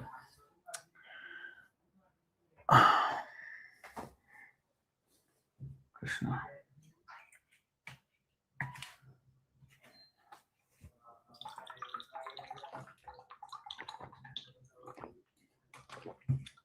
I think after this we have to stop after this verse. It is now clearly stated that the real form of this banyan tree cannot be understood in this material world. Since the root is upwards, the extension of the real tree is at the other end, means down. When entangled with the material expansions of the tree, one cannot see how far the tree extends, nor can one see the beginning of this tree. Yet one has to find out the cause.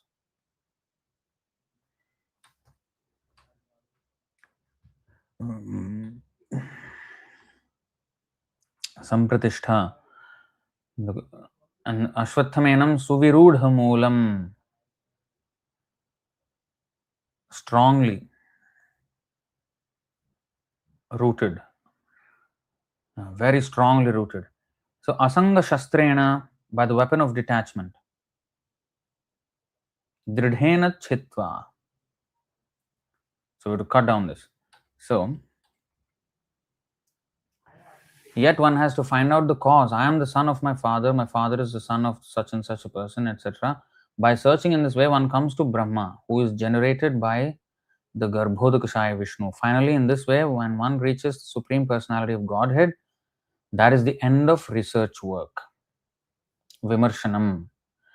That is the end of Vimarshanam. And end of, that is called Vedanta. The end of the quest for knowledge. Veda means knowledge, Anta means end of knowledge, is the Supreme Personality of Godhead. Even Brahman and Paramatma are still partial understandings of Godhead, but the end is Bhagavan. Okay? So one has to search out that origin of this tree, the Supreme Personality of Godhead, through the association of persons who are in knowledge of that Supreme Personality of Godhead. So we can know the knowledge about Godhead only through persons who are in knowledge of that Godhead. So that is explained.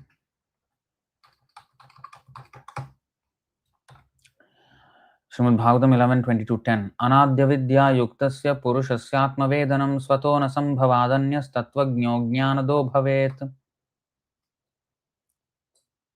Because a person who has been covered by ignorance since time immemorial is not capable of effecting his own self-realization, there must be some other personality who is in factual knowledge of the absolute truth and can impart this knowledge to him. So there must be another personality. So that is the Guru, who is in knowledge. Tattvajñaha. See?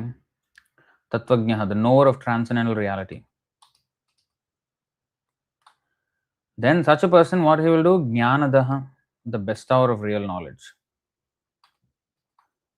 Chakshudan diloje janme janme prabhushe. Divya jnana hriday prakashita.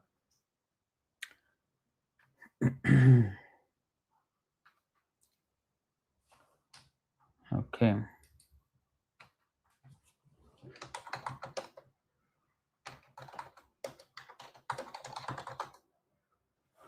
Maya Mugdha Jiver Nahi Swatah Krishna Gyan Jivere Kripaya Kaila Krishna Veda Puran.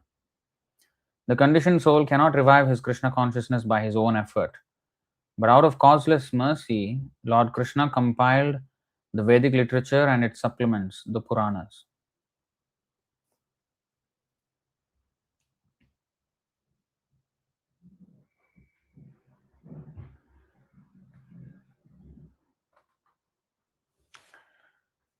Okay, so coming back. So that is the research. One has to search out that origin of this tree, the Supreme Personality of Godhead, through the association of persons who are in knowledge of that Supreme Personality of Godhead. Then, by understanding, one becomes gradually detached from this false reflection of reality.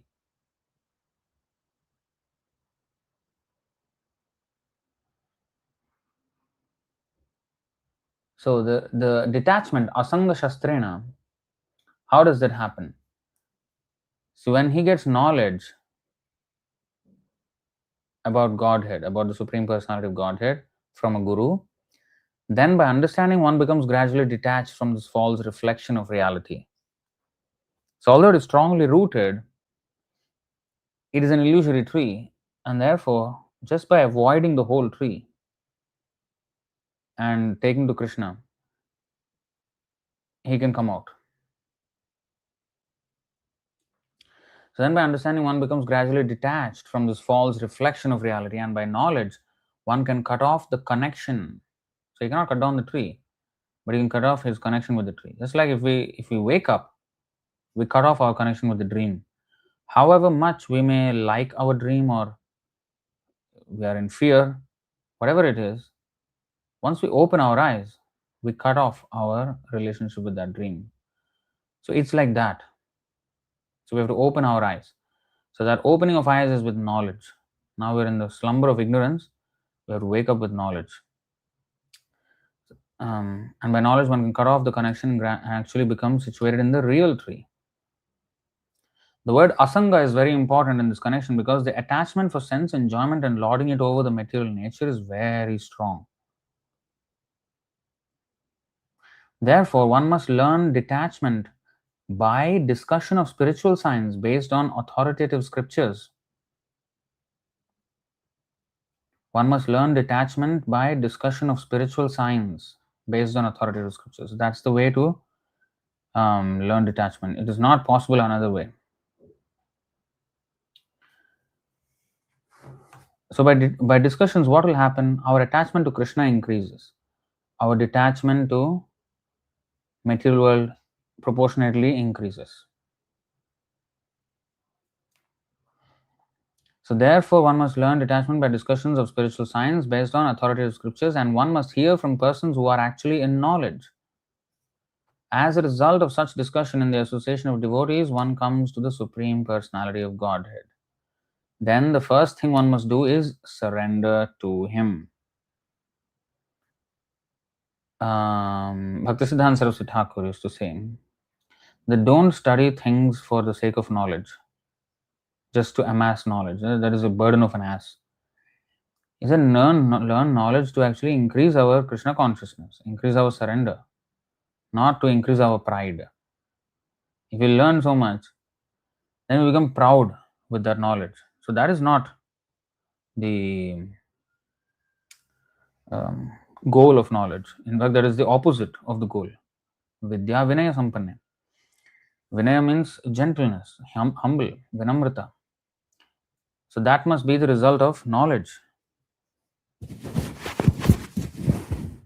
So the first thing one must do is surrender to Him when one has knowledge. Jnanavan mam prapadyate. The description of that place, whence having gone one never returns to this false reflected tree, is given here. The Supreme Personality of Godhead, Krishna, is the original root from whom everything has emanated. To gain favor of that personality of Godhead, one has only to surrender. And this is the result of performing devotional service by hearing, chanting, etc. By hearing, chanting, etc., we will come to the result of surrendering to Krishna. So when we are hearing and chanting, we still have not surrendered yet. But we should want to surrender. And when we surrender, we should still continue hearing and chanting. Oh no, now I'm surrendered, now I don't need to hear and chant. No. If I am surrendered, then Namagane Sada Ruchihi, Vasudeva Katha Ruchihi. I will be having ruchi in hearing and chanting. Now I am hearing and chanting without much ruchi. Some ruchi, some feeble ruchi is there, mostly nothing. But as I reduce my offenses, the relish increases. And the relish increases not because I want to enjoy the holy name. When Rupa Goswami says, I want millions of tongues to chant this holy name, he is not enjoying the holy name. Tunde tandavini ratim vitanute tundavali labdhaye karnakrodakadambini ghatayate karnarbudebhyah spriham chetah prangana sangini vijayate sarvendriyanam kritim no jane janita ki adbhiramritaihi krishneti varnadvai. This is Rupa Goswami's description. He said, I do not know how much nectar the two syllables Krishna have produced. When the holy name of Krishna is chanted, it appears to dance within the mouth. We then desire many, many mouths. When that name enters the holes of the ears, we desire many millions of ears. And when the holy name dances in the courtyard of the heart, it conquers the activities of the mind, and therefore all the senses become inert. So what is this? He wants so many tongues to enjoy the holy name? No, to serve the holy name. He wants so many millions of ears to serve, attentively hear the holy name. So if we attentively hear, 2 years are not enough to attentively hear. I want to attentively hear, serve the holy name by hearing with my ears, serving with my tongue. Sevonmukhehi jihvadau. When we are chanting Hare Krishna, we are not enjoying the holy name. Oh, why am I not feeling? Oh, yesterday I felt so nice when I was chanting. Today I'm not feeling nice. It's not about you feeling nice or not. Krishna was kind enough to make you feel something nice. But we should understand that we are not here to enjoy Krishna's name. We are here to serve Krishna's name. And when we serve Krishna's name, then Krishna becomes happy. And then in Krishna's happiness lies our happiness. We should always think of how to make Krishna happy.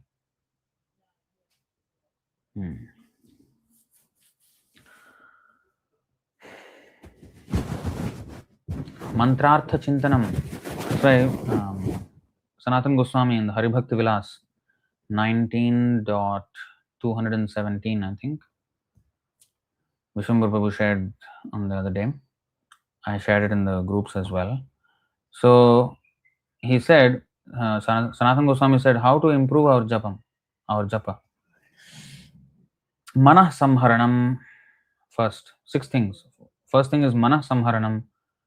So whole shloka is manah samharanam shaucham maunam mantrartha chintanam avyagratvam anirvedo japa sampatti hetavaha. Now, mana samharanam means to control the mind and bring it back to hearing the holy name and chanting, and shaucham by having a good disposition of the mind, and cleanse outside also. We bathe. Sometimes ISKCON devotees, even I have seen, they recommend us wake up and chant in the bed. No. Shaucham. Take a bath in a relatively clean situation, chant. Not simply a dirty fellow sitting in the bed and haven't even brushed the teeth and started holy name. I mean, we can always chant. That's not a problem. But the thing is, we should do things properly. We are not in the level of Avadhuta somewhere. Now we have to do Vaidhi Bhakti, and we have to have Shaucham, we have to have cleanliness, to have some respect. Okay, so take a shower, bath, and then this inside also, we have to have the right mindset to serve the holy name. Then manah samharanam shaucham, because manah samharanam means it will go many places, the mind. all the, you know, different places it will go. And then it has to come back. You have to bring it back every time. Yato yato nischalati manah chanchalam asthiram tato tato niyamya itad atmanyeva vasham nayet. 626 Bhagavad Gita. So from wherever the mind is going, we have to bring it back under the control of the self, and that means we have to, from wherever the mind wanders due to its flickering and unsteady nature, one must certainly withdraw it and bring it back under the control of the self. So there is manasamharanam, shaucham, maunam, silent, not simply chatting around. We have to not chat, we have to chant. So don't forget the N. So maunam, mantra artha chintanam. That means to meditate on the meaning of the words of the mantra. In fact, the very word mantra means manatrayate iti mantraha. Mana means mind, heart. Trayate means to deliver. So the sound vibration should deliver the mind. But if my mind is not focusing on the sound vibration, where the mind will become delivered? The great chant of deliverance, Maha Mantra, means the sound vibration, the great vibration which helps the deliverance of the mind. How will our mind get delivered if our mind is not focusing on the mantra? So we have to every time bring it back and understand what is the mantra. What are we actually doing here? Mantrartha Chintanam. Then Avyagratvam, not in a hurry to finish the rounds, but actually meditating, but not also slowly. It has to be a uh, proper pace to serve the holy name, not to get rid of the holy name, finish quickly. We are not chasing over the holy name here. We are chanting Hare Krishna, Krishna Krishna, Hare Hare, Hare Rama, Rama Rama, Hare Hare. So to hear. So Avyagratam, Anirvedaha, very important, not becoming disappointed. We may make many mistakes, so we should not be too disappointed. We should know that just like a child who is about to walk, he will fall many times. He will not I'm falling down every time. He will not get disappointed. He will just wake up and he will just get up and walk again. So he's focusing on the walking. He's not focusing on the falling down. Sometimes when his head gets hit on the floor, then he will start crying. But otherwise, he falls down. His balance goes off and he falls down, and then he gets up again and then walks. So we just have to do that. And of course, we should also reflect. It's not that we don't reflect on why we are falling down, but especially initially, we have to just have faith that the chanting Krishna's name will deliver us. Krishna himself. And therefore, yes, I'm totally incapable. Krishna, please save me. That's why it is a begging Krishna. That's why mantrartha chintanam we have to know. Bhaktisiddhanta Saraswati Thakur said, think about the songs like Gaura Pahu, Na Bhajano Maino. So that kind of songs where we become, the humility is expressed. So those kind of songs, in that mood, one has to chant the holy name, begging for mercy, to be engaged in service of Radha and Krishna. So in this way, one can improve one's chanting. So in the mood of service, one has to approach. So coming back to this purport, he is the cause of the extension. Okay, to gain favor of that personality of Godhead, one has only to surrender, and this is a result of performing devotional service by hearing, chanting, etc. He is the cause of the extension of the material world. This has already been explained by the Lord himself. Aham sarvasya prabhavaha. So one has to search out the cause of this tree. That cause, Krishna said, Aham sarvasya prabhavaha. So Krishna has already said, so we have to search out Krishna. We don't need to really search out, we just chant his name.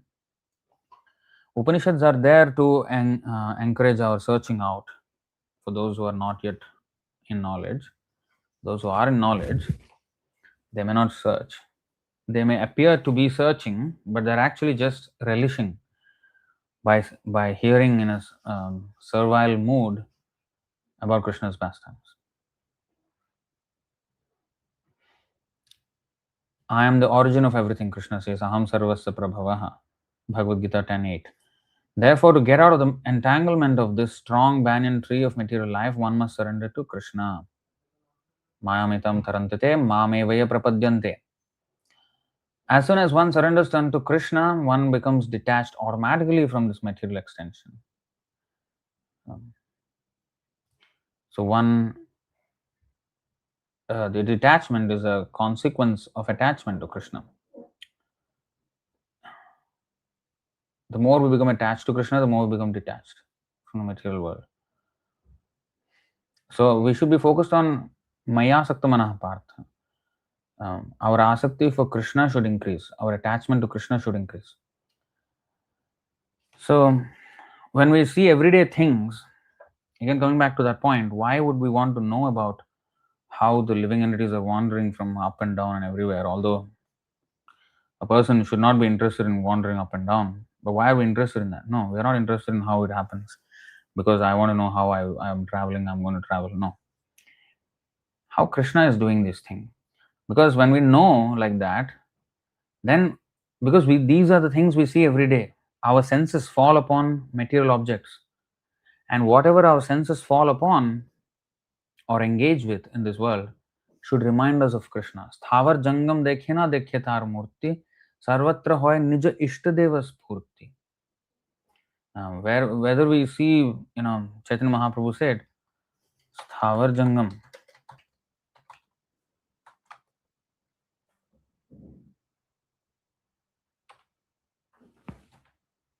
8.274 Madhyam. So see, the Mahabharata, the advanced devotee certainly sees everything mobile and immobile, but he does not exactly see their forms. Rather, everywhere he immediately sees manifest the form of the Supreme Lord. One time there was a morning walk. Prabhupada was walking with his disciples, and at one point he stopped. He pointed his walking stick. Look at that on the floor, and everybody looked. There is so much bird shit going on there, bird stool, so much under the tree. So look at that. Prabhupada, everybody looked. Everybody was looking at them, each other. So, what do you understand? What do you think, Prabhupada? And they looked at each other. Prabhupada, there's a stool of a bird. Yeah, but what does that tell you? That eating and sleeping, eating. Now, Prabhupada said, of course, they're eating. That he said, you see so much stool at one place. That means the birds are attached to passing stool from that one place only. This is how attachment is. He can pass stool anywhere, but he comes here and passes stool. So how our attachment is just looking at the stool, so much there. And we can see, okay, the bird is attached to passing stool here. So this is how strong our attachment is. It has wings to fly everywhere, but it comes here and passes stool. So it's not a very, what is he looking at? Stool. It's not a very spiritual subject, but it is a spiritual subject because we should know how attachment also works in order for us to see it properly. Like one home, he went to one life member. So he invited Prabhupada and all the devotees, and he said, "This is my sons, these are my daughters, this are my son-in-law, this is my daughter-in-law, this is my grandson, this is my granddaughter, this and that, this and that." So many things introduced. And then he went inside to prepare, and then he asked Prabhupada to sit down, disciples sit down. And when the man went inside, then Prabhupada said to his sannyas disciples, "This is my sex life." So again, it's not that he's mocking that person or he's making joke of that person behind his back. What is this? This is not very respectful. We should know what is going on here. Prabhupada doesn't disrespect that person, but he's teaching a very valuable lesson to they may all look pious and everything, but yes, but this is sex life. So in this way, he's warning the sannyas disciples. So all what we say is mind, it is all coming from Pumsastriya mithuni bhavametad tayor mito hriday grantimaho ato graha kshetra sutapta vittair janasya mohoyam maham mameti. So in this way, he's connecting it to the philosophy. It may look like he's making a joke on his behind his back, But that's not the intention. It's not to insult him or something. But valuable lesson. I mean, he himself had children, right? But it's teaching us how we should always be conscious of what is entanglement and what is disentanglement. Not get too enamored by anything in this world. However pious it is, still we should not get too much entangled with anything in this world. So in this way, we can understand.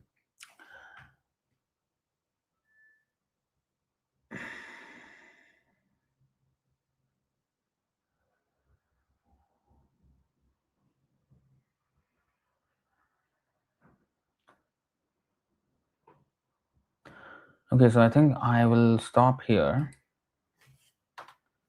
It's quite late. So all right, I will stop here, and from 15:4 we have finished. 15:5 onwards we have to move. So we only finished like 3 verses today.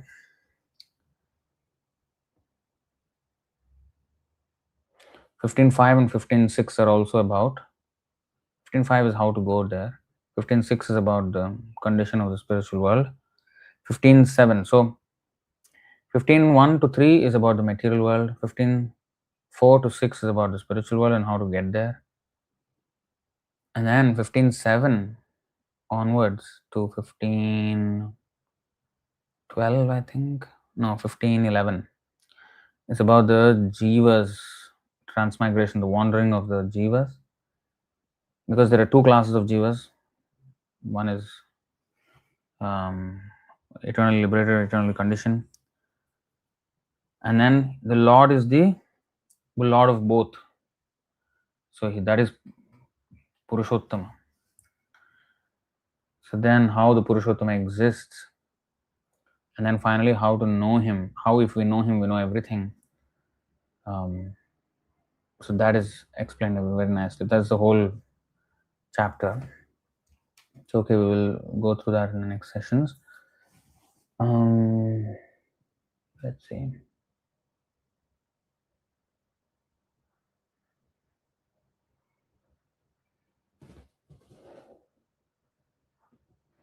Mm, 42983, all existence in the material world is a dream of Mahavishnu. Yes, Yoga Nidra.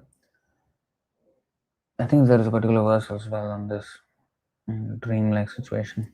There's a particular verse on that. 11, 12, 22 to 23. The material tree of material existence has 2 seeds, hundreds of roots, 3 lower trunks, 5 upper trunks. Produces 5 flavors and has 11 branches. Yeah. The duty of a mendicant to experience all varieties of God creation by traveling alone through all forests.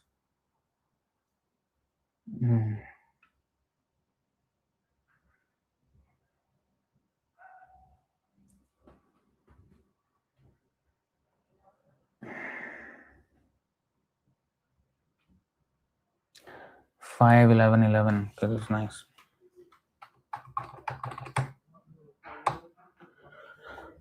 द्रव्यस्वभावाशय कर्म कालैर् एकादशामी मनसो विकाराः सहस्रशः शतशः कोटिशश्च सहस्रशः शतशः कोटिशश्च क्षेत्रज्ञतो न मिथो न स्वतः स्युः.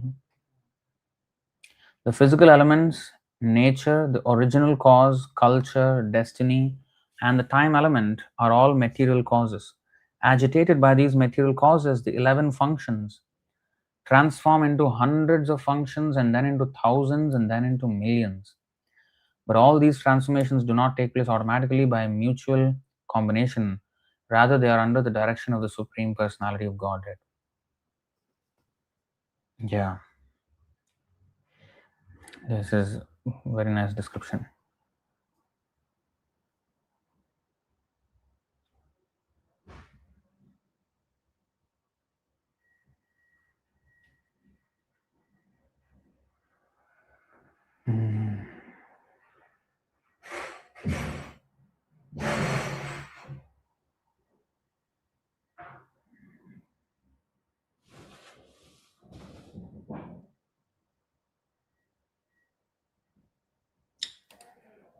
Okay, so this is a question. It's a valid question. Tree has soul, and the fruits and flowers also has souls individually, or it is considered as part of the tree, Prabhu.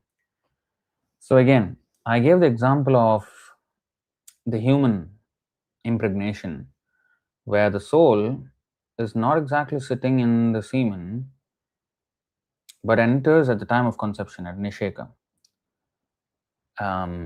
impregnation. So similarly, the seed, whether the soul is sitting inside, waiting, waiting, and waiting, what if the seeds are collected and put in some government store so that if anything happens, they have those seeds for. So what happens to those? So I don't. It's my speculation, you may say.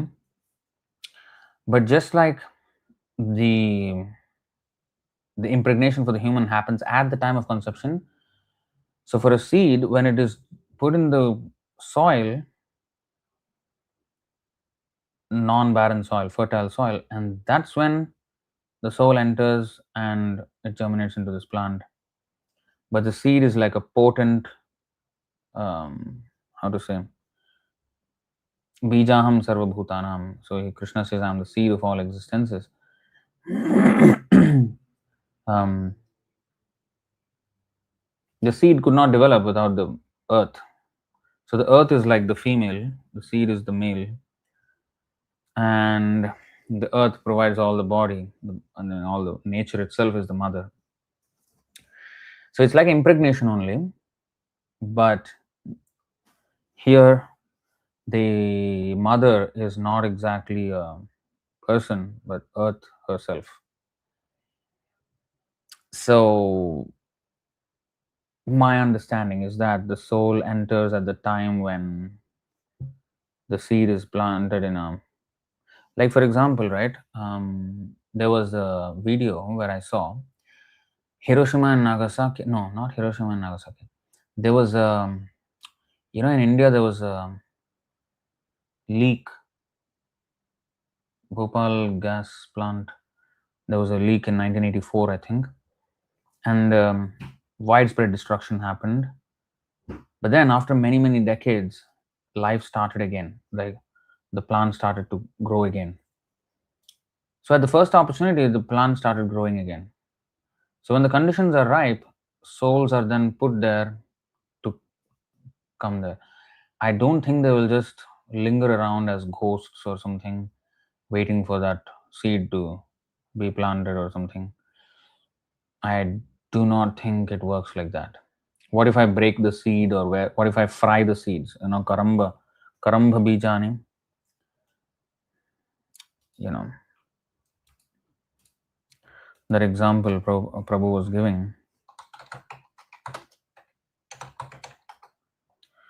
Karamba bijani, kamadhiyastvai न परमरोहन्ति यथा करम्भबीजानि ज्ञानात्मन्यगुणमये गुणगुणतोस्य गुणगणतोस्य द्वन्द्वजालानि. Sterilized or fried seeds, karambhabijani.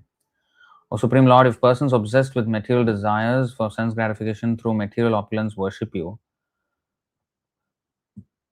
who are the source of all knowledge and are transcendental to material qualities, they are not subject to material rebirth, just as sterilized or fried seeds do not produce plants. Living entities are subjected to the repetition of birth and death because they are conditioned by material nature.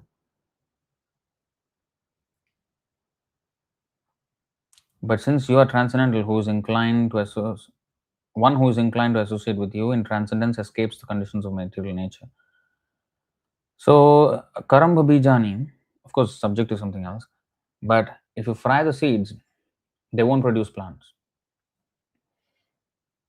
So is the soul, is that body killed? Is that considered a body? A seed, is it considered a body? I do not think so. I do not think so. This is my opinion, I'm saying. But from what I understand, the seed itself is not the body. It's at the time of nisheka. It's at the time of impregnation is the beginning of that life form. So the seed is not a tree. But when the seed starts to germinate, that's when you can say it is the beginning of that life form. That is the beginning. So, unless there is some Vedic statement which says otherwise, this is my hypothesis as of now.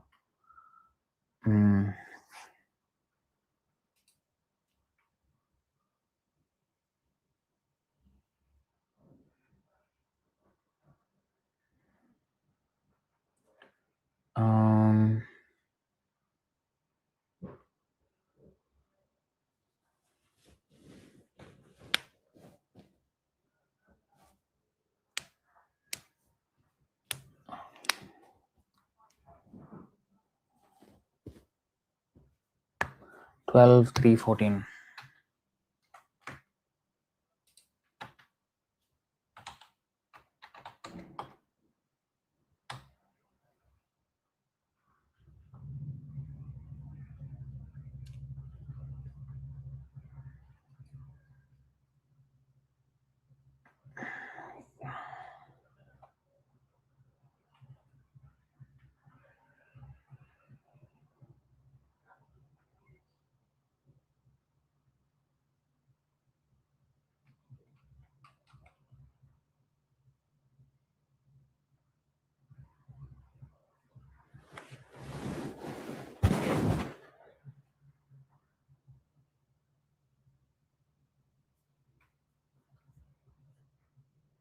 कथा इमास्ते कथितामहीयसां विताय लोकेषु यशः परेयुषां विज्ञानवैराग्यविवक्षया विभो वचो विभूतिर्न तु पारमार्थ्यम्.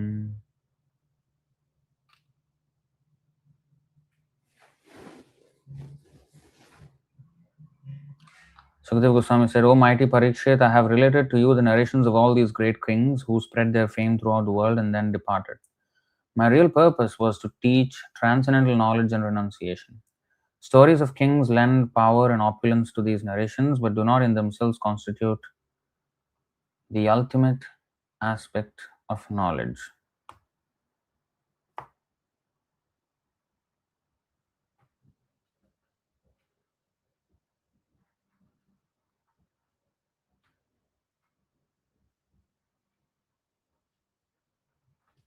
Where it is mentioned that it is exaggeration.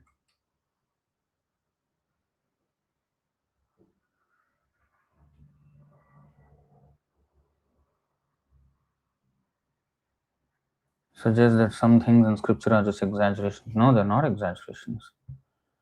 Stories of kings lend power and opulence to these narrations. They make it interesting and make it easily graspable, but it's not exaggeration. It's not mentioned as exaggeration here. I don't know where you got that from. If it was important, Prabhupada would have explained it in his books. Since he did not mention it, it's not worth digging into. You don't dig into it now. You know?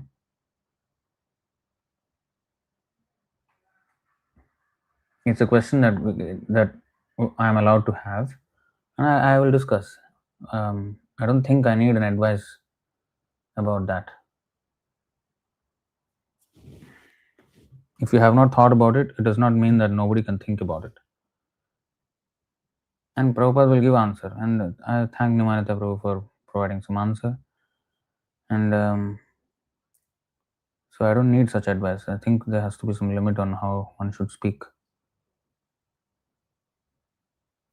Stay within the limits. What about conjoined twins? Sometimes they have only one heart. I don't know one heart, but definitely there are two people.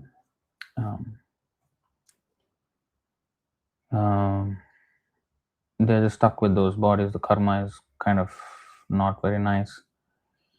They are stuck like that. But it's definitely two souls.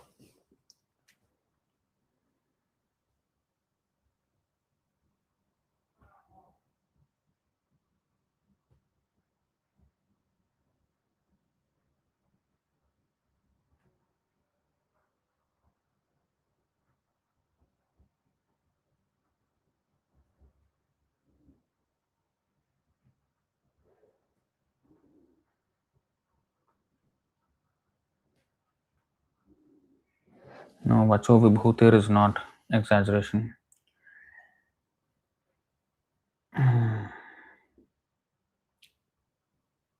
Decorations are not exaggerations.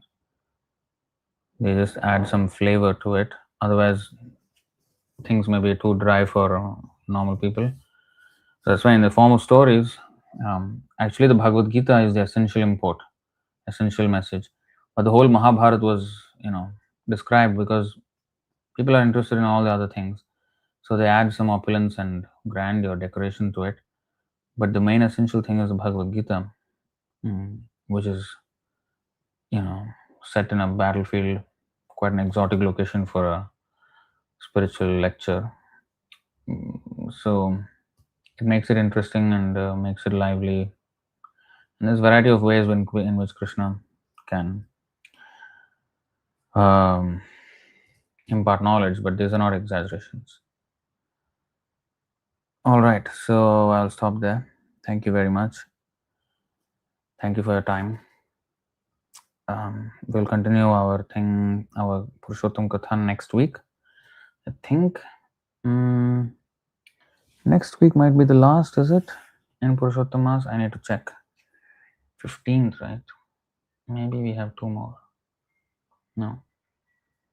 8 and 15. Yeah, maybe something around there. So maybe we have like 2 more weeks. 3 days. I think we finish on a Monday, but I think we can still continue until Wednesday. Let's see how we go. I think we must, but I want to finish this chapter for the Puruṣottama-kathā. So thank you very much. Puruṣottama ki jai, Puruṣottama-kathā ki jai, Puruṣottama-yoga ki jai, Srila Prabhupada ki jai, Ananta Gauri Vaishnava Vrinda ki jai, Nitai Gaur Premanande, Hari Bol, Hare Krishna.